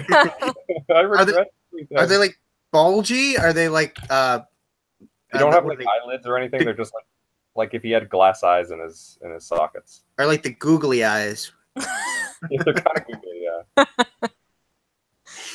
I'm sorry, I'm picturing with googly eyes. It's too great. oh that's great. So yeah, you give him like fake glass eyes. Yeah, it's way creepier. What color are the eyes? Mint green. Mint green. Yeah, that's way creepier than empty eye sockets. And then like his head turns, but the eyes don't. So like he goes.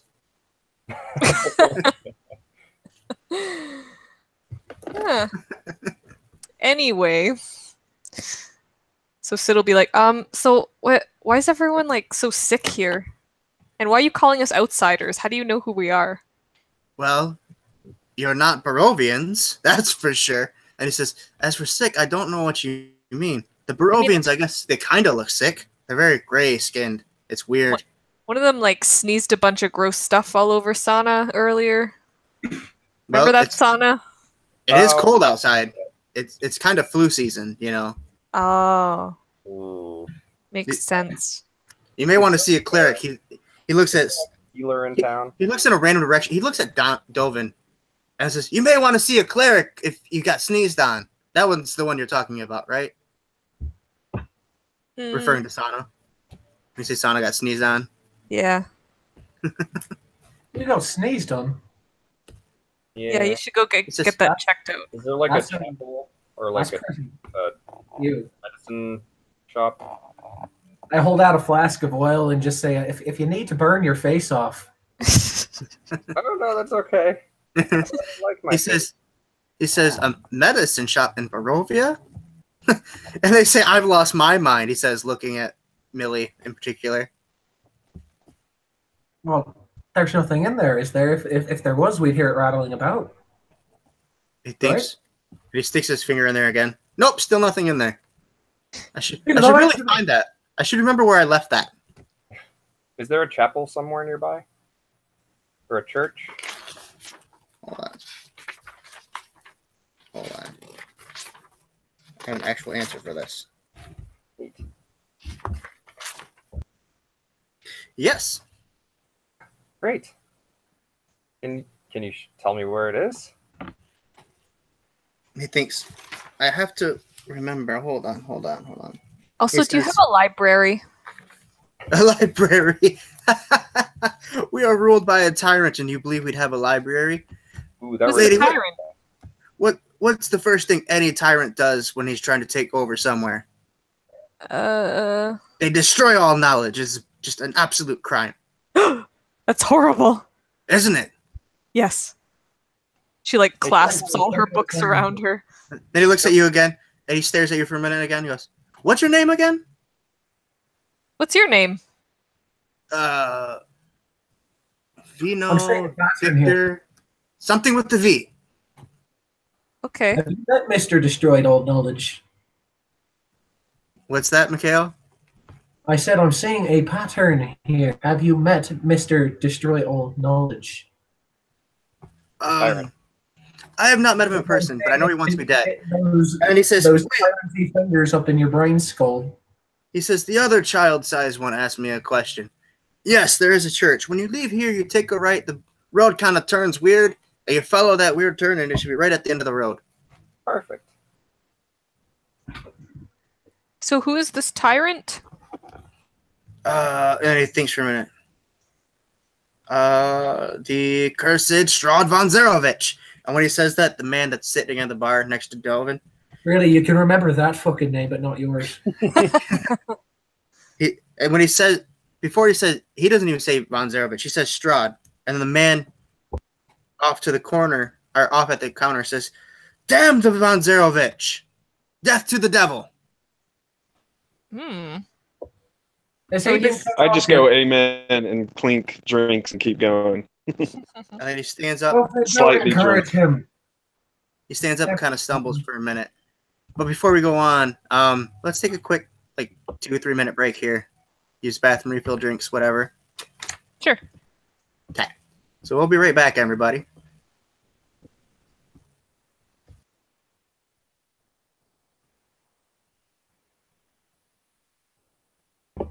Oh, Matt, have you found a an image for your character? Not yet. Did we need one? I mean, if you want, he wanted to do this kind of background thing, and I have a buddy who's certified with Photoshop who's going to do it for me for free. Oh, cool. If we found the images. Yeah, I can look for something. Oh, cool. Give us something to think about too, as far as Miss Smart Halfling. Mm-hmm. Yeah, she wears glasses. I got that part down because of the magic item. Yeah. I think it's funny that both the Halfling bought eye-based magic items. Yeah, I noticed that when you mentioned the goggles. What kind of goggles are they? Goggles of Night. Oh, cool. So the whole dark vision thing. I was just like, what's the one thing a Howling Rogue is missing other than speed? Yeah. Night vision. Yeah. Let's just get rid of that. The goal is if that I have to run away from everybody's corpses, I can hide in the dark. Yeah, I was originally going to be a gnome. Oh, gnomes are fun. Yeah. They're that gnome cunning is ridiculous. Just that advantage on all those freaking saves. Mm-hmm.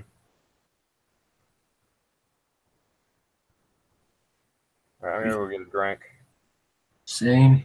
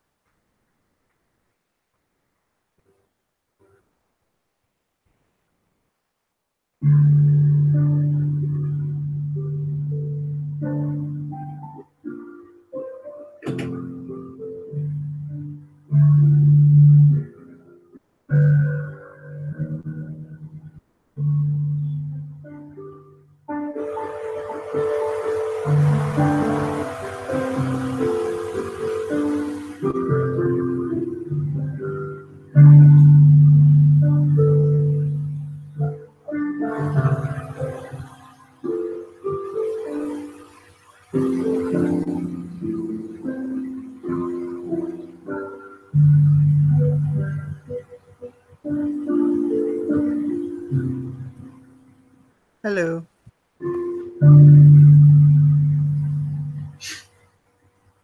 So I don't know if any of you actually noticed earlier, but we had a couple live viewers there for a minute. Oh yeah, Poor fuckers. We had 2 or 3. that's cool. Yeah. That hasn't happened to me before, so, you know, that's exciting. Nice. Yeah. So how you guys liking it so far? I've tried to throw in a couple differences here. I like it. I like the setting. I've never played like this type of setting before, so it's pretty cool. I liked not having to find that corpse for a third time near the statues. The 'Cause what? I've played through Death House twice, but I never actually got to get much farther. Right. Ah. I'm gonna run Death House as like a one shot at some point, rather than have it be the intro to this campaign, because everybody does that. So I figured I'd change it up just a little bit. Freaking meat grinder of a Yeah. of a game. Like the fact that we made it through with 3 people was really surprising. Nice. Like, I really expected 2 of you to die. Yeah, when we first got into it and you're talking about the crying, I was like, oh, we're going to do Death House now. No, that was Mad Mary's house, I think it is. Yeah. Cool.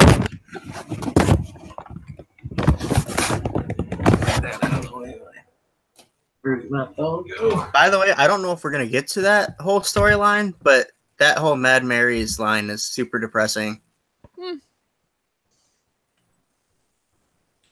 Hello, Matt. Hello. I don't think I've ever done the Death House thing. I had it fully prepped for us. Really? And then I ended up wanting to run... I think I was trying to decide between that and like that polymorph mansion thing I came up with. Oh, really? So I Oh, ended yeah, up doing that instead. Yeah, but I have Death House all prepped up for another time. Oh, that'd be nice. Yeah, it's pretty crazy, to say the least. Yeah. By the way, you guys can fully use chat to try and talk. I don't actually look at chat until at like the end of the video. Yeah, I don't even have it open right now. There's chat. Yeah. Yeah, Hangouts has a little chat function. Where was that? I don't know if Jared's back or not. Real quick, I'm seeing what people decide. Yeah, I'm here. I'm back. Yeah, he is. Cool. Yeah. Let's see. No, I was gonna say if he wasn't, we just have to offer a soul, and he'll scramble right back to that keyboard. Correction, I'm on my phone, Mikhail. Okay. The keyboard on your phone. Don't argue with me, boy. Oh, these people I choose to play with. Yeah.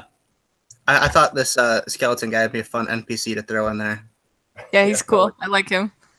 It's funny because there was a character who played someone a little bit like him in the first Pathfinder game I was ever in. So I'm having some flashbacks to him at the same time. Yeah, he's just super dramatic and has poor memory.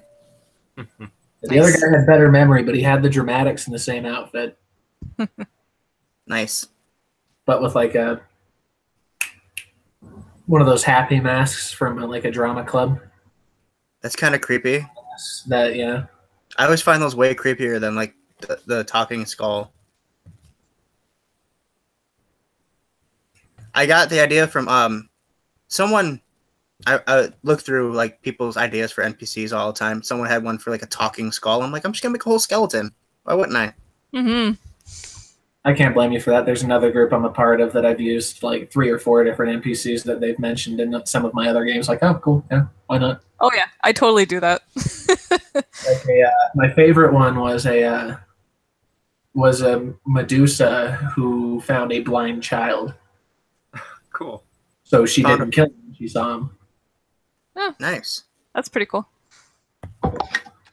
Yeah, sometimes people come up with great ideas. Bastards, all of them.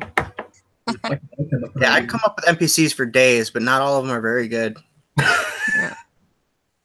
And you guys can ask Jared and Mikhail. My NPCs that help you fight are usually completely useless. I never even knew there was NPCs helping us fight. It's just like, and okay. NPC 2 is going, and that's a 2. Okay, that'll miss. Like my first game that I had with Mikhail was my first game I've ever ran. Brand new Babby DM, and I made the mistake of like, all right, I'm gonna give them like a null for each character that's playing, and they're all gonna have 2 hyenas, but it's okay because they're gonna have all these elves helping them. So next thing you know, I'm rolling for like 30 characters by myself. I'm like, Oh yeah. all right, sorry, you guys are sitting here through this. I didn't think this very far ahead, and I'm like, all right, lesson learned. Yeah, that's no fun. By the way, none of the elves ever hit anything. No, Mikhail's Tabaxi monk killed basically everything there. Nice. That- Maik was excessively effective. I also had a Maik character, except his name was Bisha the Trickster, and he was a Tabaxi monk. Oh yeah. Tabaxi monks are so broken. Matt They're so DM'd broken. me. It's that speed, man. Oh, it's great. Tabaxi rogues are just as bad because that dash is a bonus. Oh, nice. I should have given you boots of speed.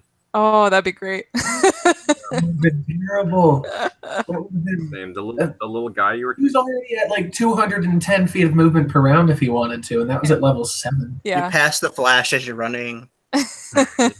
Nice. Good times. You know the little guy you were trying to capture in that campaign? Yeah. He actually had a pair of those boots. Yeah, and I was like, I basically caught him, right? I know. Pretty close. That's hilarious. He was supposed to that was supposed to be how we got away from you. Were those boots? Yeah. Like, you were Well- still too fast. Yeah, that Yep. was the thing. Whenever I tried to have characters run away, Mikhail would be like, no, he doesn't. No. I'm a pursuit predator. Yeah. Didn't even bother rolling for like survival or anything to get food rations. I'm just like, Come on, Mike's just gonna run. He's gonna catch whatever. He's gonna kill it. He's gonna bring it back for food. Yeah. All within like 10, also have 10 seconds of background. it. Let them just get food, which was Yeah. helpful.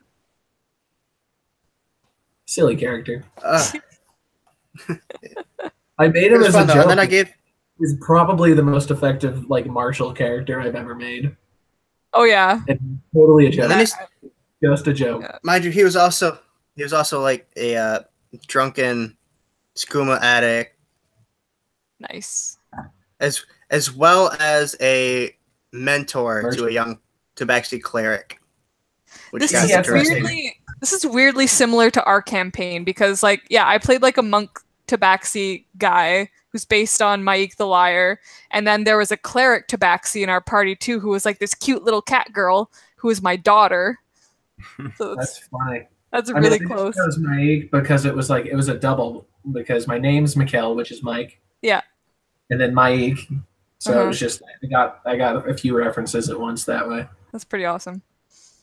Yeah, my cousin used to play with my cousin plays with us, and he still doesn't. He can't remember if Mikhail's name is Mikhail or Maik. It's pretty funny. Oh man. Okay, so everybody's back, so we're gonna jump back in here. Try to get back here.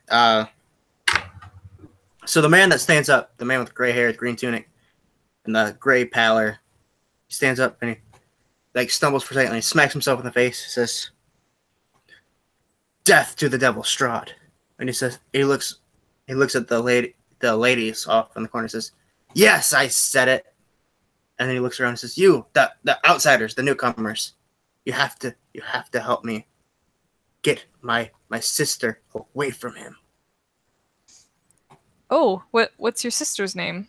Arena, Hmm. How old is she? 16. Oh, okay.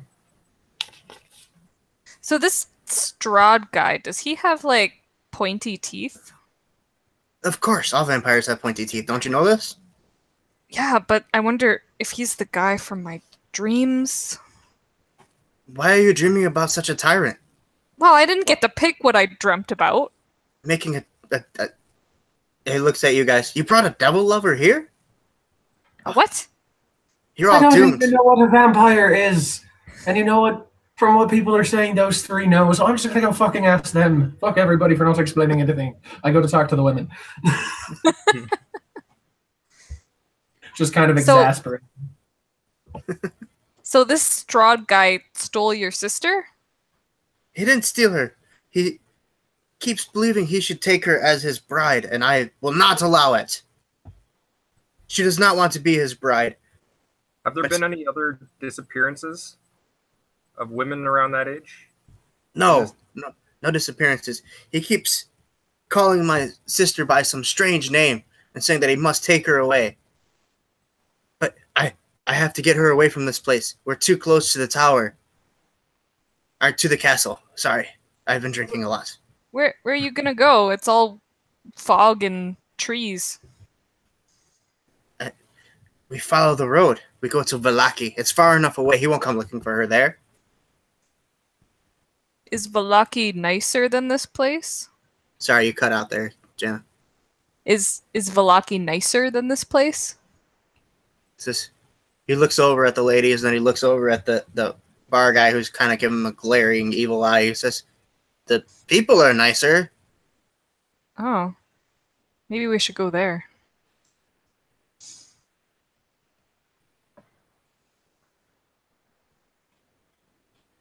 He says, "Yes, we should. I need an escort. Please. You all look like you can handle yourself a little bit. Well, most of you can. 3 of you at least. Can you please help me take my sister safely to the city of Valaki, where she could be safe? I could hide her there." Can you pay? "Yes, I can pay. I've saved up. And then he thinks for a minute and says, 20 gold. I've saved up 20 gold to escort us there." Yep, sounds good to me. So Sid kind of like pauses and scratches her chin and he says, "You know, I think I heard like a a creepy voice earlier saying something about, bringing a beloved to someone. So I wonder if it was this We lost vampire guy. We lost Matt. Oh, What's going on there? oh, he's back. There he is. Everything froze on me for a sec. He says, "It must have been the devil, the devil Stroud. He's already inside your head. Why is he in my head? We have to get you out of here very soon too. He's a powerful wizard. He's very dangerous. If he pollutes your mind, you'll give in to him. Many have before. I don't want believe that. his promises." I slapped Sid across the face. Hey! She does like a jumping slap.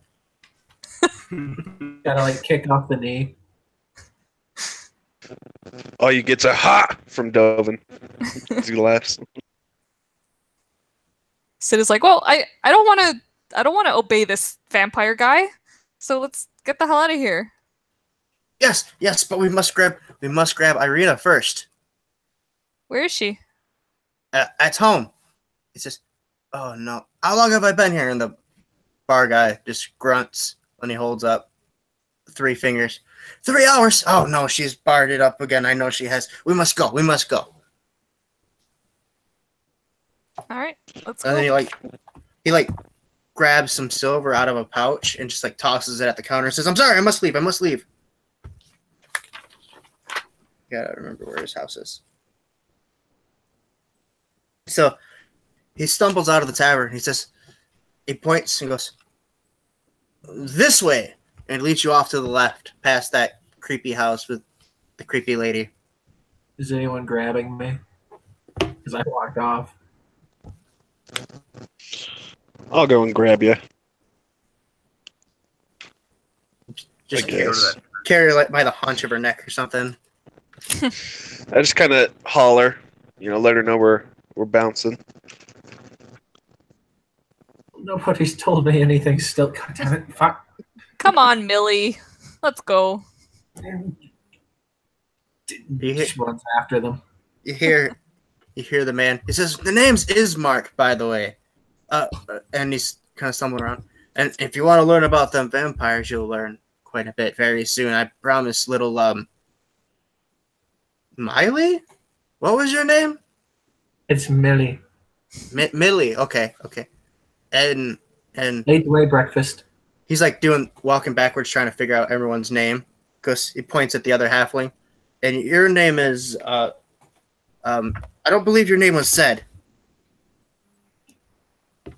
Oh no? No, My name is Sana. you have the same name as the big guy. Oh. Okay. And you, other lady, the one with the book. You should look where you're walking. You shouldn't read while you're walking. Yeah. Good idea. Say, have you seen this castle? Is this the same castle as the one over there? He looks closely. Kind of. That one's a little too small. Oh. Okay. Not enough death and flying vampires and witches and violent things. Yeah, not quite. Why do you live? You live here? As if there's a choice. Once you're here, you can never leave. But how are we going to get your sister out then? We're going to get her to Valaki. Oxymoron there. We have to live our life on the run, constantly hiding from the devil. But she said that he straight up spoke to her in her head. Yeah, that did happen. And How do you're you going to take Maybe the she person. just maybe she just hears voices sometimes. Some people just hear voices sometimes. Happens here all the time. I'm not crazy. Have you met Mad Mary? And then he points at the house that you guys had broken into. Oh yeah, now she's crazy. Yeah, she was quite nice. What the fuck are you talking about? She threw shit at my head. Better her than me. You seem to be a bit of a scamp. You probably deserved it. That's a lie, and you know it. I'm hurt.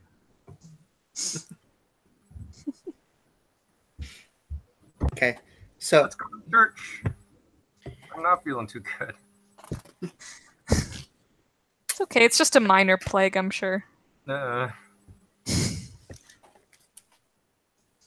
Sorry, my cords are getting in the way now. So eventually, he walks down the street. It's not that far. You can kind of see it from where you're standing. We come up to a weary-looking mansion that squats behind a rusting iron fence. The gates are twisted and torn. The right gate lays cast aside in the grass, while the left gate swings lazily in the wind. The stuttering squeal and clang of the gate repeats with almost mindless precision. The weeds are choking out the grass and press with menace upon the house itself. Yet against the walls, the growth has been trampled down into a path all around the domain. When you get closer, you can see heavy claw marks have stripped the once beautiful finish on the walls. Great black marks tell of fires that have assailed the mansion in some kind of invasion.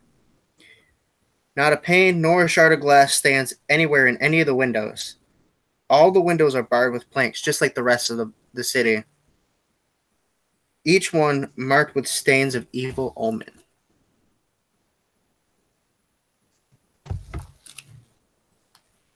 He says, as you guys pass through the gate, like he stops, even though the one gate's laying completely on grass. He opens the gate and like walks through and like gestures for you guys to walk through. So, was your house like this when you left it?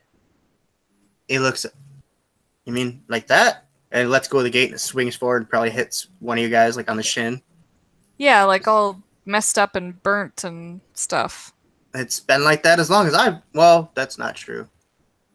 It's been like that for the last year or two. Ever since Strahd has begun pursuing my sister. Well, that's kind of a relief, I guess. I was thinking maybe something happened to her. You know. I hope not. Knowing her, she's already, and then as if to illustrate what he's saying, he walks up onto the porch and he pushes against the door and goes, yeah, she's locked herself in again. And you hear him shout, Arena! Let me in! You can hear a voice come from inside, a female voice come from inside. I can't let you in. I don't know if you're really my brother. You've brought others. You've brought more danger. You can't be hit. You're Strahd in disguise. Dovin, throw me up there. Not dealing with this. Wait, can we see her? No, she's somewhere inside the building yelling. Okay. Well, I mean, at least your sister's kind of smart. You know, she's not... I wouldn't let me in. That's fair. You're kind of a sketchy person. He turns around and nods, says, yeah, you guys are the outsiders. And he squints behind you guys for a minute. And he shakes his head. And he says, oh, sorry. He says, hold on. There's always another way. I built in a secret way in because she does this constantly. Doesn't she? And as he's walking away, doesn't she know that? It's just locked. Because if it's just locked, it's not a problem. If you try to peek through like the side window to see the front door, you can see like furniture being piled up in front of the door.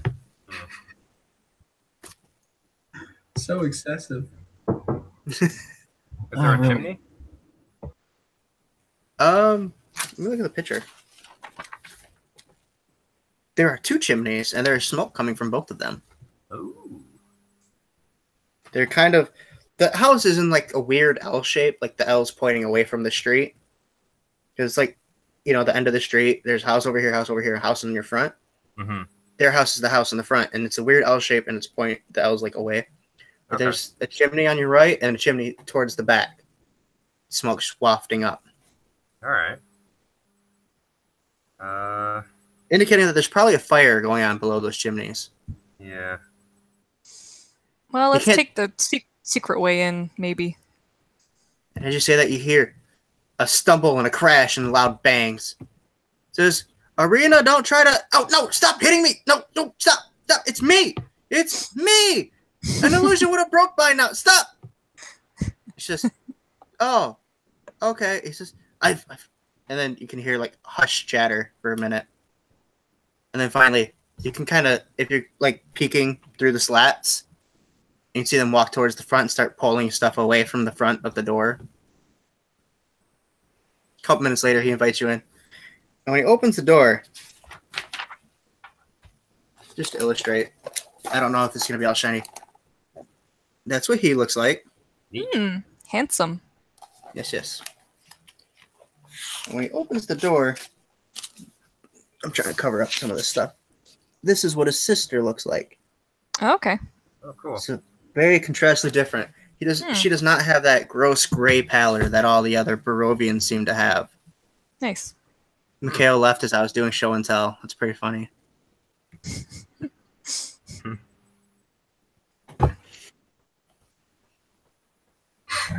So yeah, they don't seem to be related by blood.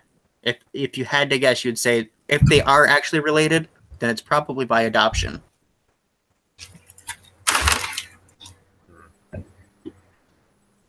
How's this man up to you? But he introduces you, and with a low bow, he says, "This is my sister Irina." And she like glances over at him. "I can introduce myself, thank you." And she says, Sid's just like, I like her. Where were you? Where were you two born? Where did you come from? I was adopted as a babe, and I assume he was born here. You assume? Well, where else do Barovians come from? Judging by how everyone acts, hell. That's a very good guess. That's a very good guess. They are led by the devil himself, so you know it could very well be the Hells. Asmodeus? I'm just kidding. I don't know who that person is. I believe Asmodeus is quite nicer, actually. She doesn't say that. I say that. At least Asmodeus gave rise to tieflings, you know. Whatever. Yeah, to torment them. Well, still. So did you two like want to leave or something? Which one are you asking? I'm asking. Huh. You guys just want to like get out of here? She like rolls her eyes. She says, "My brother believes by taking me to Vallaki, I will be safe." Says, and she glances back. But we're kind of stuck in a realm where Strahd can go anywhere, and we can only go limited places. The idea that you're not safe wherever you're at. What's that? Sorry, you got all scratchy. Oh, sorry. Considering that friend here has been hearing voices in her head, kind of figured that we weren't safe wherever we were anyway. Tried to tell that to your brother. He's drunk. You heard voices. What'd it sound like? Like a creepy voice. Something about, bringing a beloved to the creepy voice. She looks at her brother. He's already talking to the outsiders. You're right. We have to get them out of here. We have to protect them, get them out of here. They're our only hope anyway. She says, "Do you know how you could get out of this realm? How you could get back to your homes?" Do you know where I could get some fucking food? Because we've been running around all night and day. She looks around like she sniffs her brother. "Did you not all just come from the pub?" He made us run out as soon as we got there. I mean, you could have got food first. And then she looks around. Really? She hands you like a piece of bread, and there's like a weevil crawling across it. Millie eats both. She was a street rat during a plague, dude. She is eating some nasty stuff. Well, that's horrible. Yeah, her attitude does not fit her background entirely. I warned you beforehand this would be gross and creepy and weird and funny. And okay. She says, "The only way for you to go home is you would have to slay Strahd von Zarovich." And she like pokes at you guys like in the stomach and like grabs Millie's hand and shakes her arm. Goes like, "You're nowhere near ready for that." No, see, my parents were like really good vampire hunters, but they disappeared before they could really teach me anything. So, yeah. Millie gives you a "there's your sign" look. She gets curious. She says, "Your parents were vampire hunters. Mm-hmm. You say they were good. Yeah, really good. You said they went missing, Yes. possibly on a hunt? Oh, yes. Then they weren't very good, were they? Well, I mean, maybe. I don't know. I'm trying so hard not to laugh. I'm sorry. Oh, Dovin is busting up right now. Like that is good. Mikhail started laughing and it almost got me, and it's just it's the whole thing. I had food in my mouth, so I was just like, oh. Good times. I'm sorry. Sid said something after that. I'm sorry. She just looks very embarrassed now. Hey, don't bully Sid. It's too easy. And then she says, "But what's your name?" Who, me? Yes. Sid. Oh, right. Okay. Listen, Sid. If you follow me, you'll be a great vampire hunter. Way better than your parents. You won't go missing on a hunt. Are you a vampire hunter? Now I am. Oh, well, I mean, that makes sense. I guess we learn together. Yeah. No, High everybody. five. And she like high fives you like awkwardly. She's like, "Why is she assaulting my hand? I don't." What? Okay. Are we all still just ignoring the fact that 20 minutes ago we were talking to a corpse? Where did he go? We should bring him too. The bone bag? Yes, we should bring him. He's What's a lot his- of fun. You know his name? No one really knows his name. He says it starts with a V. Darn it. Well, I I think think- that's a town lie, and he's wrong. I'm gonna call him Terry. What's that? I'm gonna call him Terry, regardless of what he thinks his name starts with. Terry with silent V. Terry, but with a silent V. Yeah. Like pterodactyl, like pterodactyl. Terry. Yeah. Okay, whatever floats your boat. But she says, "Okay, it'll take me a little while," and then because she's in like normal clothing, she's not in like as the picture showed.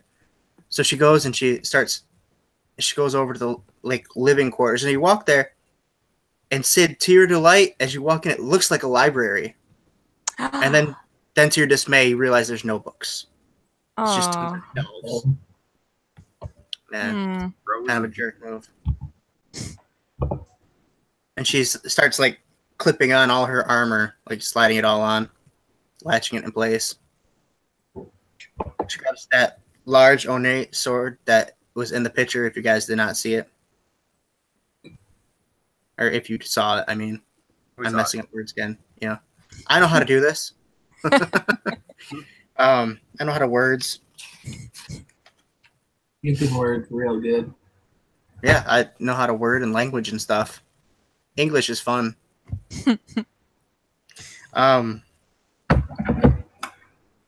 So yeah, as she finally gets ready, she kind of does the little back twirl thing with the sword, and then slides into her scabbard and says, "I'm ready." Oh, you're so cool. Sid mutters under her breath. Then you look over at Ismark, who's like passed. Millie just kind of tries to pat Sid on the back. Just kind of like, "It's okay, Sid. It's okay." Like, this is the nerd trying to be friends with the jock type of thing. Oh yeah. And you look over at Ismark, and he's like drooling, passed out, asleep on the floor. And she just take one of my 10,000 ball bearings out of the bag and just throw it at his head. It's just, no, I don't want to. No, I don't want to. No, Well, someone go poke him in the foot. I'll just start carrying him. Arena walks over and just like kicks him in the leg. He doesn't wake up. As you do start trying to carry him, though, Dovin, you guys go to head out the door. When you turn around, there's a man standing there with a cloak over his head. Oh, Jesus Christ! He says, I hide behind Dovin. He says, "Tatiana, my love, come to me." Does his voice sound like the same voice I heard in my head?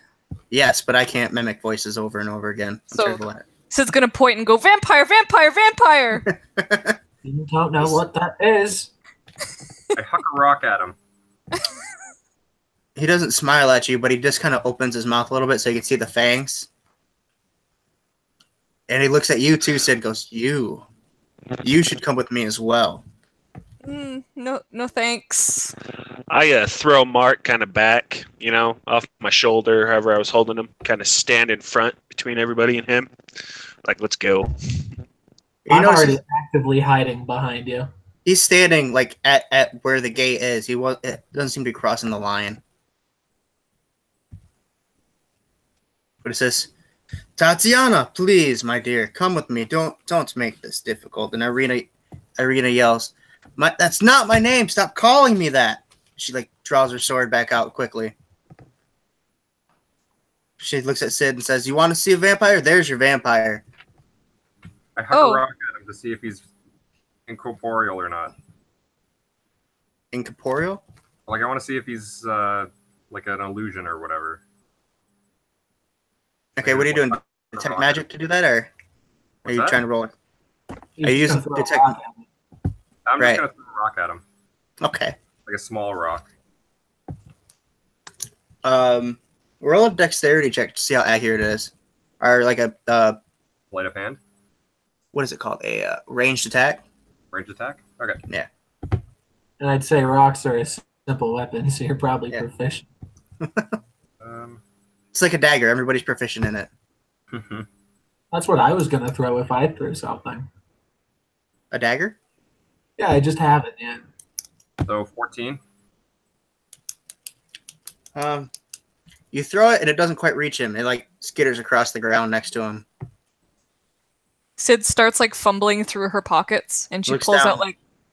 out a little holy cross, and she holds it up with a shaking hand, and she says, "Back, you vile beast!"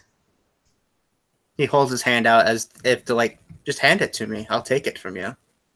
Oh shit! And then she just goes "Huh!" and throws it.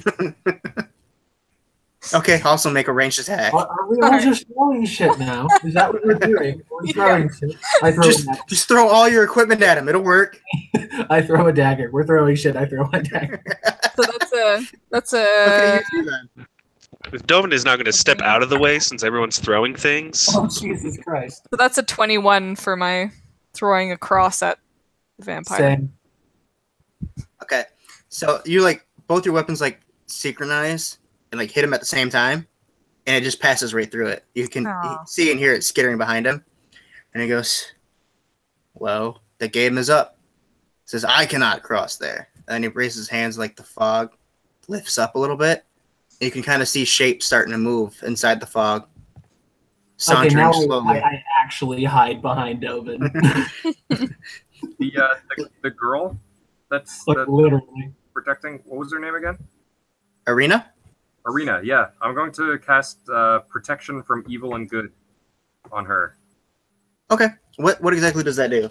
Until the spell ends, one willing creature you touch is protected against certain types of creatures. Aberrations, celestials, elementals, fae, fiends, and undead. Tabby, Several benefits. Creatures of those types have a disadvantage on attack rolls against the target. The target also can't be charmed, frightened, or possessed by them.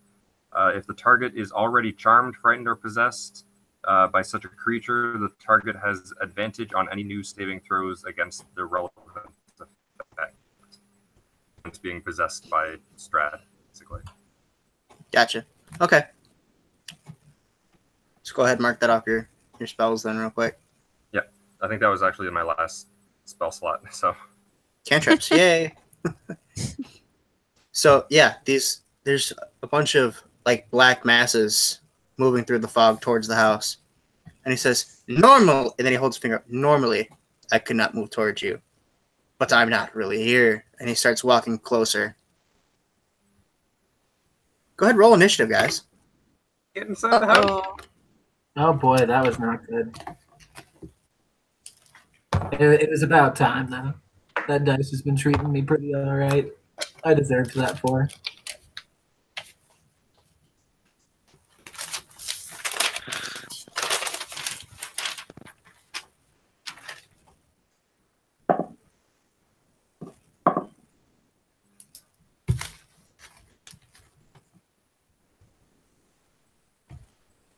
Mikhail, it's pretty nice not to have a -1 initiative, you know? I loved it when you rolled zeros, though. That was the worst. Jared, you're not even in the combat. And it was against like the most evilest thing in the game, being a paladin, and I got a 0. Like what? Oh, it was during the big boss, wasn't it? Yeah. More specifically, a vengeance paladin, all about hunting down the big evil. He just cowers and hides behind a pillar the whole fight. Right. Oh God, what the fuck? I thought it was just stories. I'll just be a farmer, I swear. If I get through this, I'll grow cabbage. Oh God. Okay. So hold on, I'll take you guys' initiative real quick. I should have had this open already. I knew this was gonna come. I'm terrible DM. I'm so sorry. You guys are gonna suffer through this. Don't worry. Okay. So Look at I have that bow because I doubt I'm ever getting that dagger back.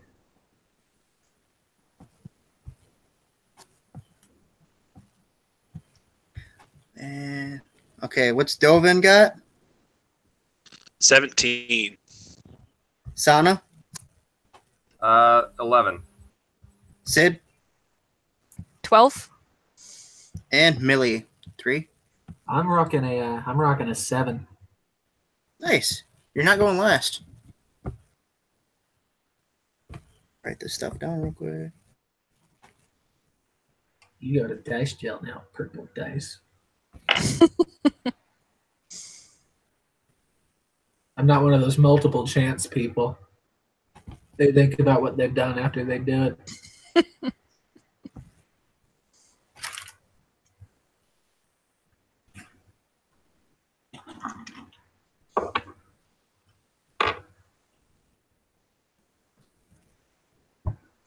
Use this short pump.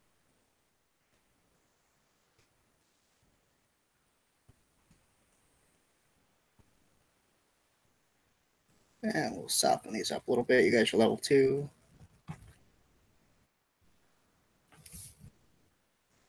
Okay. So Dovin, you do get to go first. Since you were out there. You're kind of out there in the front. Right. That's a weird change of pace with you. I know. Okay. Okay, so as they approach closer to you, Dovin, you realize you see they look like people, but one of them's like hand is missing, the flesh is dripping off of them. Like one of them's got like that hanging eye, the eye hanging out of the socket thing. The skin is green, the hair is falling out. These are definitely zombies. Cool. So I'm just gonna yell at a big old scream and go for the closest one. Okay. And swing at him. Let's see. Oh god. That'll be 10. That'll hit. Oh shit. Okay. Was not expecting that. These things are really hard to miss. Okay, cool. They're slow and they're shuffling and for damage.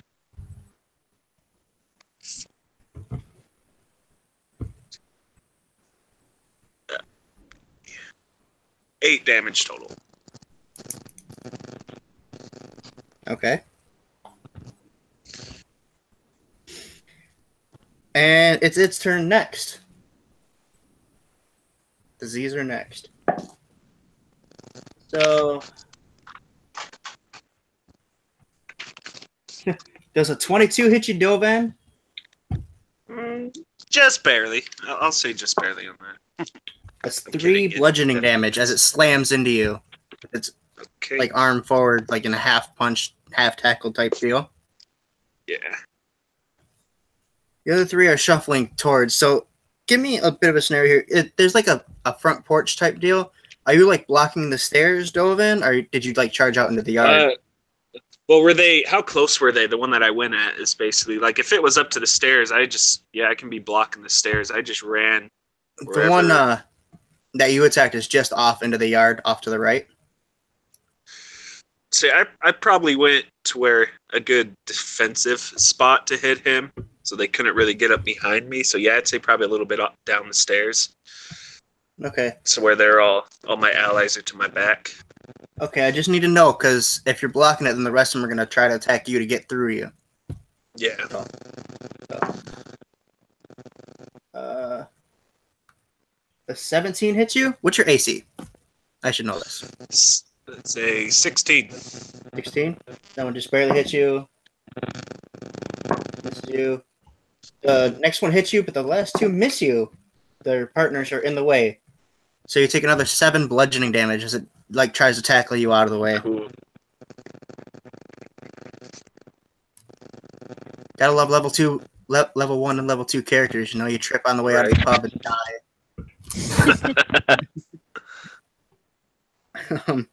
So Sid, that makes you next. Okay. So, how many zombies are there? 4 in total. And Are they they're all kind of like right on Dovin. clustered? So they're all clustered around Dovin, eh? Yeah, they're all clustered around him. He's like trying to hold them back and attacking at the same time while they're attacking him. Okay, so I'm gonna try to slip around to kind of flank them, so to get kind of on the other side to kind of trap them between me and Dovin. And then Sid's gonna pull out her rapier. Like a dramatic leap over the banister real quick. Yeah, I'll slide down the banister really cool, like.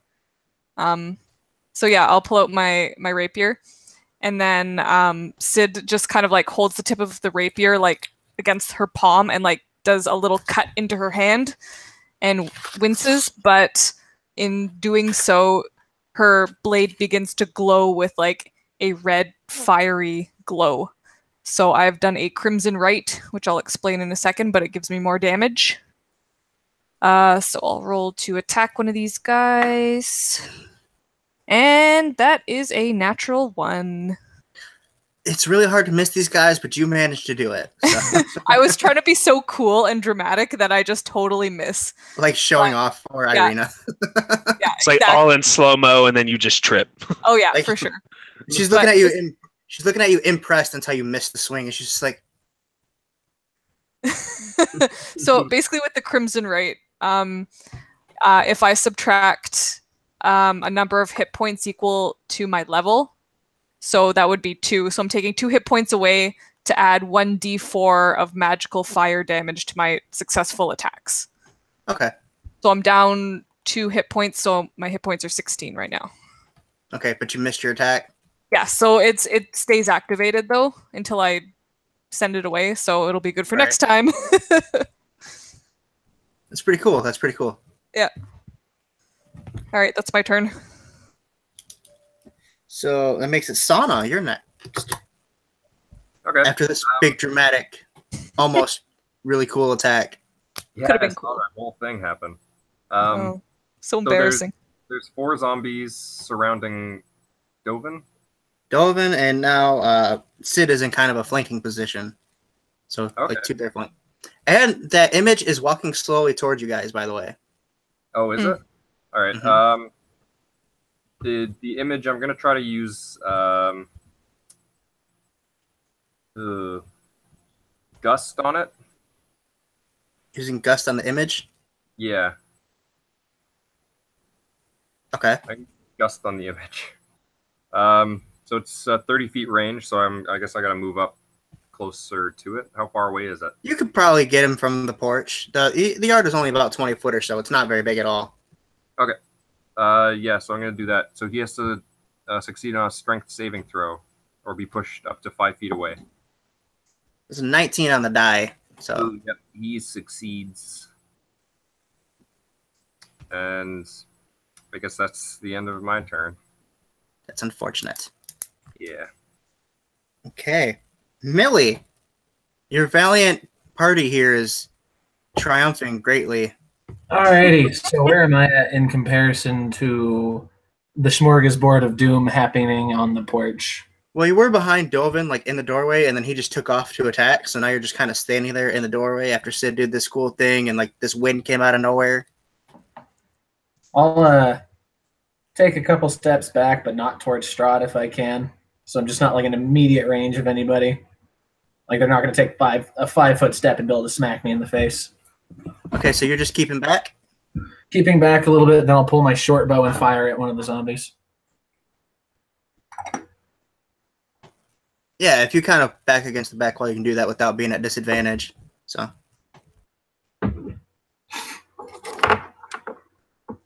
And swearing ding. That is a 14. 14 will hit. Which one are you aiming for? Like the one that Dovin's attacking, the one behind him? Any of them that are next to a person. Yeah, I'll just say the one behind, right, like directly behind Dovin. Whoever's closest, I guess, yeah. Because I want my sneak attack. Just because it makes more sense as I'm trying to picture it. Alrighty, and that will do 6 plus 4.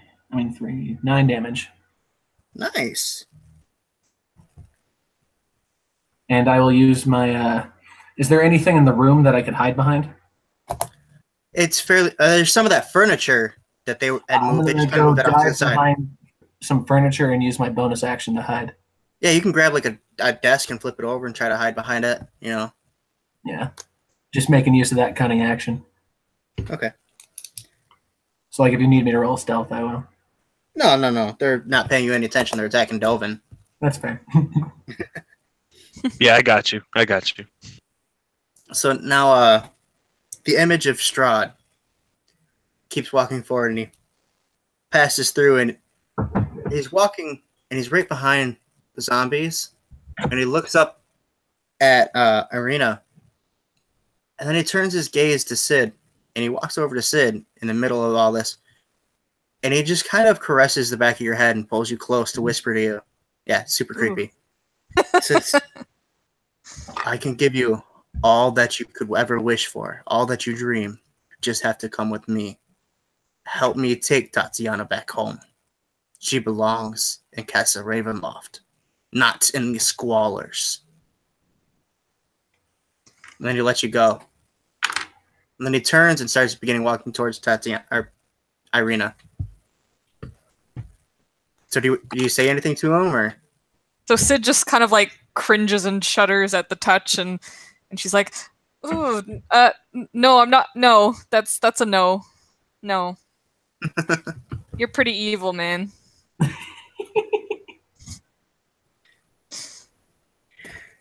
And that makes it Irina's turn, of all the people. And she realizing, watching like the image like pass through things on the way to her, is just gonna blow past it. She realizes that it can't actually grab her. It's just there to scare the shit out of you guys. And like charges the one behind Dovin that Millie just sunk an arrow into, and she's gonna swing with all her might with that sword. With both hands. She got a 16 on the die. I'm gonna say that hits. So Rocking that zombie AC.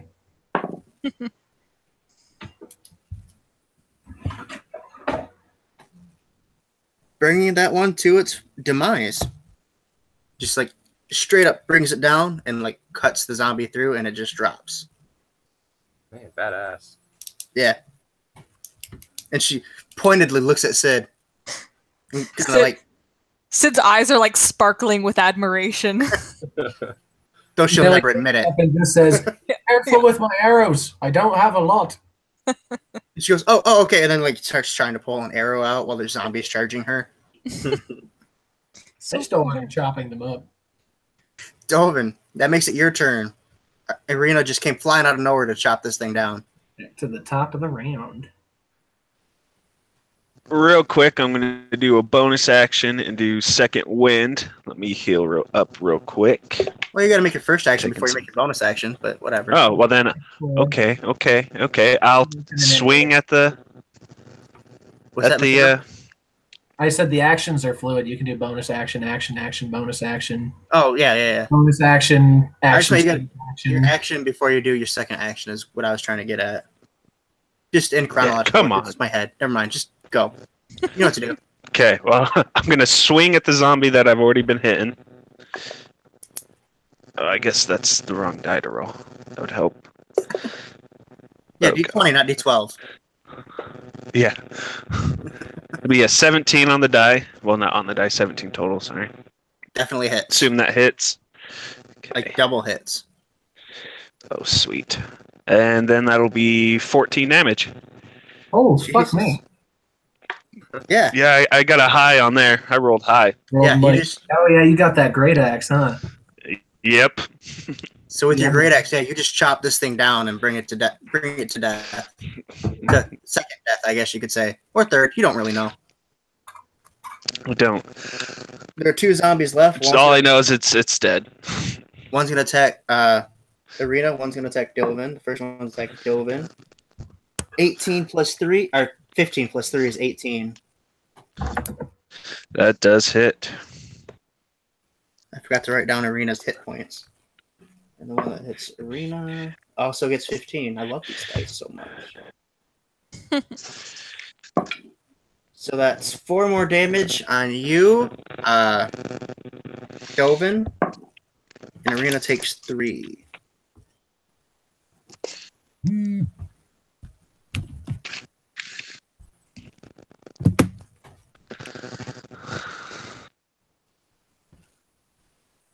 Okay, hold on.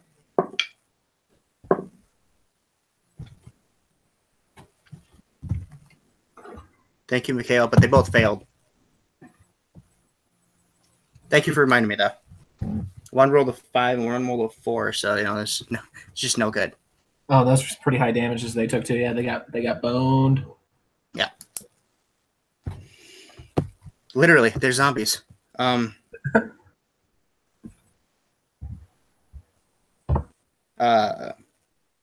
Where was I in initiative order? Okay, Arena just got attacked by the second zombie. Sid, it's your turn to redeem yourself. Yeah, Sid's gonna definitely try to redeem herself with a better die roll. Come on. Well, a little better. Okay. Let's see. What do I add there? So, so she like steps up to one more zombie Hold on, and you're just cutting tries in and out to. a lot there. Oh, sorry. Let me know if I'm okay. Try Okay. again. So she just steps up to one of the zombies and just with this flaming sword tries to jab it in the gut for a 15 to hit. Yeah, a 15 hits it. But you All right, don't feel any guts, but you definitely hit it. Okay. All right, let's see. So You assume its 4 guts were left plus- somewhere in a graveyard somewhere. All right, where'd my D4 go? Where are you? Oh, come on.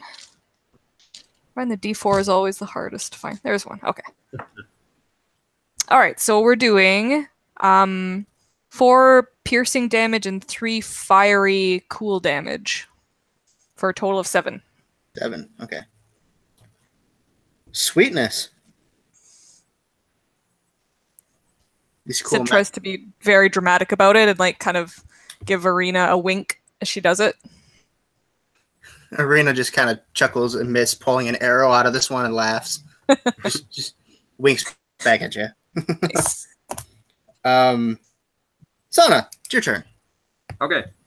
This time I'm gonna do something more effective. I'm gonna cast Chill Touch on one of the Oh zombies. no, you're cutting out too. It must be my computer. I'm gonna cast Chill Touch Chill touch. on one of the zombies. Awesome. So It's one of my favorite necromancy attacks, by the way. Oh yeah. So you know what it does then, yeah. Oh yeah. Okay. So I have to do a ranged spell attack. So that's 16 to hit. Yeah, that hits for sure. Awesome. So yeah, roll 8.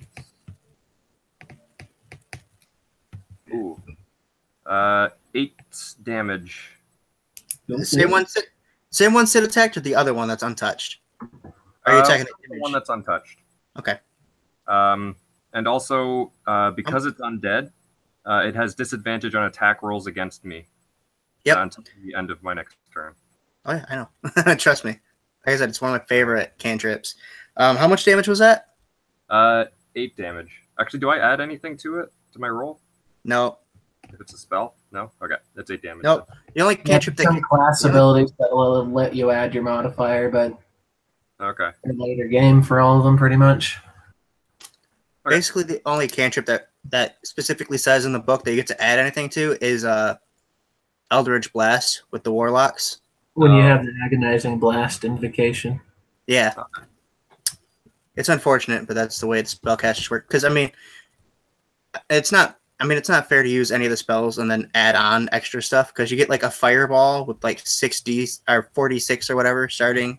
Yeah, that's true. It's insane. Yeah. 66 Yeah. Okay. or 8d6, one of the two. Okay, so yeah, as the skeletal claw reaches out from you and it strikes the zombie, it's already rotted and decayed flesh, turns gray and dries out, more like a mummy's. It's kind of interesting to see. Millie, it's your turn. I'll peek my head out over, survey what's happening. Arena stole your kill. That's what happened. She doesn't really care about that. I'll take a shot at the one that Sid just nailed. You're gonna what? I said she'll pop out and take a shot at the one that Sid just nailed. Okay. That's a 1, which I get to re-roll. Not much better. Halflings. 9. That hits. Woo! Rolled a 1 and then a 4. Fucking halflings. And then you can also take the lucky feat, which just gives you more of those rerolls. That'll be 8 damage. Nice. And then as my bonus action, I will just kind of shrink back down behind the thing and go back to hiding. Like, you're shrinking down behind this desk isn't even really shrinking down. Like, you were on your tippy toes to take the fire over it, and then you just, like, stand flat and you're behind it again. I honestly probably, like, climbed up, shot, climbed back down. So, Dovin, you would hear this as the image of Strahd approaches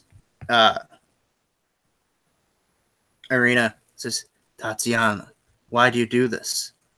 I do not want to harm your friends, but if you do not come with me peacefully, we will kill them all. And the image looks over and then scowls and then disappears. Like it looks past where it came from. As you guys look over there, you see the skeleton man walking towards you guys. Oh, nice. Help me kill him. Don't kill that guy. Back to the fight. That guy? Arena is going to take a chop at the one on her left. But she rolled really crappy. She slipped on a floorboard, like the soft floorboard gave out below her, and she like tries to catch herself and tries to make sure that Sid didn't notice and like looks around. Oh, Sid noticed. Everybody makes mistakes. True. But as that happens, the skeleton man begins charging and like does like a diving tackle at one of the zombies. The one to Arena's right. Let's see if he hits it. He does. He knocks it over. I guess it'd be an opposed check real quick. Yeah, knocks it over. So 1d4 bludgeoning damage. And actually does a bludgeoning damage on it. So he's got like one of the zombies prone, but he's not very strong because he's a skeleton. Just keep that in mind. He's got no muscles to hold it down. And that takes us back to the top of initiative order with Dovin. I'll swing at the one that old bony guy there's got pinned down. Do so with advantage. Just don't hit the bony guy. Yeah, I'll try not to, but I mean... Hit the bony guy, Jared. It'll be a 19. 19 will definitely hit. Yep. Sweet.